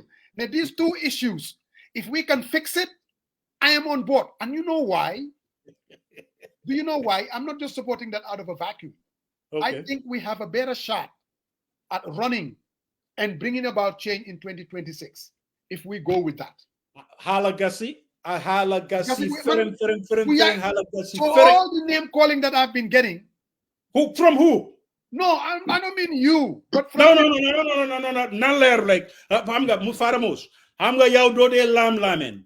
Al-Hadi Musa Chief Strategist. No. What Sariang and Banka are saying amount to gambling with the fate of the Constitution. That's what the man said. And the man is a wise man. Hey, who is that? Musa, you said who said what? Musa, what? Who said what? No, Musa, what did you say again? You said what? I'm going to dig a What saying, what Sariang and Banka are saying gambling the fate of the Constitution. But now, what does he mean by the gambling the fate of the Constitution? I don't. The very position, but the very position that the Karamba and his type are espousing is what is gambling the fate of this Constitution. because their position is a zero-sum game. So No, they what literally want to he's kill this saying thing. is- What he's saying is leaving that open-ended for the Supreme Court to interpret. No, is no, no, no, no. basically- No, Musa, I don't think. Okay, but Musa, let me tell you something. Sorry, let me say this. Musa, let me tell you something. Every provision of that constitution is open to a Supreme Court litigation, because all of it is open to interpretation. So make no mistake about it. Even the ones that you think you are so sure of, if somebody takes those matters to the Supreme Court, you'll be shocked at sometimes how even America here, look at it, Roe versus Wade. You remember the Roe versus Wade ruling? You see how it has gone, what kind of changes it went through? And the same provision that they are interpreting, these Supreme Court judges are all over the map on it. So what I'm trying to tell you is, clarify. I definitely want to clarify on my brother there, Karamba. What I'm trying to say. What I'm trying to say is, I'm not trying to leave that to, interpretation of the Supreme Court. What I'm trying to say is, if had a compromise and say, Barrow, your term from 2021 to 2026 will count. Foster. You can. That's what I'm saying. That's very. If that is something that is clarified on the country, and we all the stakeholders agree on it, and say, Barrow, you can run 2026. Yes. Well, we have to have 50+1. Yes. That's what I'm asking. I'm not letting that for interpretation as it stands right now. That's the way Musa, the way you and Karamba are trying to push this, the way you and Karamba are trying to push this, you guys are making this to fail. And then you will come back. No, sorry, let me say this. Musa, the way you and this long time ago. Father Mos, the way you and Karamba are pushing this, you will make this. No, sorry, let me say this. Let me say this. Father Mos, the way you and Karamba are pushing this, you will make this constitution to fail. And then you will be back here in 2026. You will be back here in 2026, trying to insist that let's have a constitution once again. And then how long are we going to keep pushing it? What I'm trying to tell you is, at that point, somebody will call in the show and tell you, Musa, boom, get in. You are saying that the provision is still there. So you have 2031 again because the bar fails still now. So we wait for 2031. It doesn't make any sense. What I'm trying to tell you is, in the end, now looking back, you yourself said, if we had agreed to some of these things back in the last term, it would have been a moot point right now. You said it. I didn't say that. Because, like I said, exactly. So right now, let's look at it. No, Manga, because of the time limit and 50+1 at that time, I was willing to say, you know what? Forget about the retroactivity. Let the man run in 2021. And then that's it, and we will be fine. But other people were saying, hell with that. The retroactive clause for all of us was a deal breaker. For everybody, it was a deal breaker. Now, looking at it, it has become a moot point. Looking back, but I was willing to go along with it. Man, personally, I didn't. The reason why I'm telling you this is the reason why I'm telling you this, not to just address your point in particular. I'm just saying we need to really kind of tweak this and look at it from that perspective. That in the end, if we are not willing to make some compromises, we will find ourselves in a situation where we'll be back here after the elections again, trying to push for another constitution, dealing with literally the same situation and trying to argue the same argument. And for how long are we going to do it? This is my point. So I'd rather take my chances on the Supreme Court, knowing fully that the provision is as crystal clear as it needs to be, than to sit here and then use the Karamba method. Oh, you are gambling with this, we are gambling with that, and then fail it again in 2031. Karamba is in Florida. Karamba is having the best time in Florida. He's not in the Gambia, so for him, it doesn't matter. Man, I'm in the Gambia, so you want to have a. It was a good show with a lot of up and downs, but finally, my friend has come to my corner, and I'm happy. No, I'm not. I did not come to your corner. Tate, the woman you was a corner. Tate. Sariang, I agree with you. Sariang, I'm on your corner. Thank you very much. I'm not inside. The strategies get lost in Maya.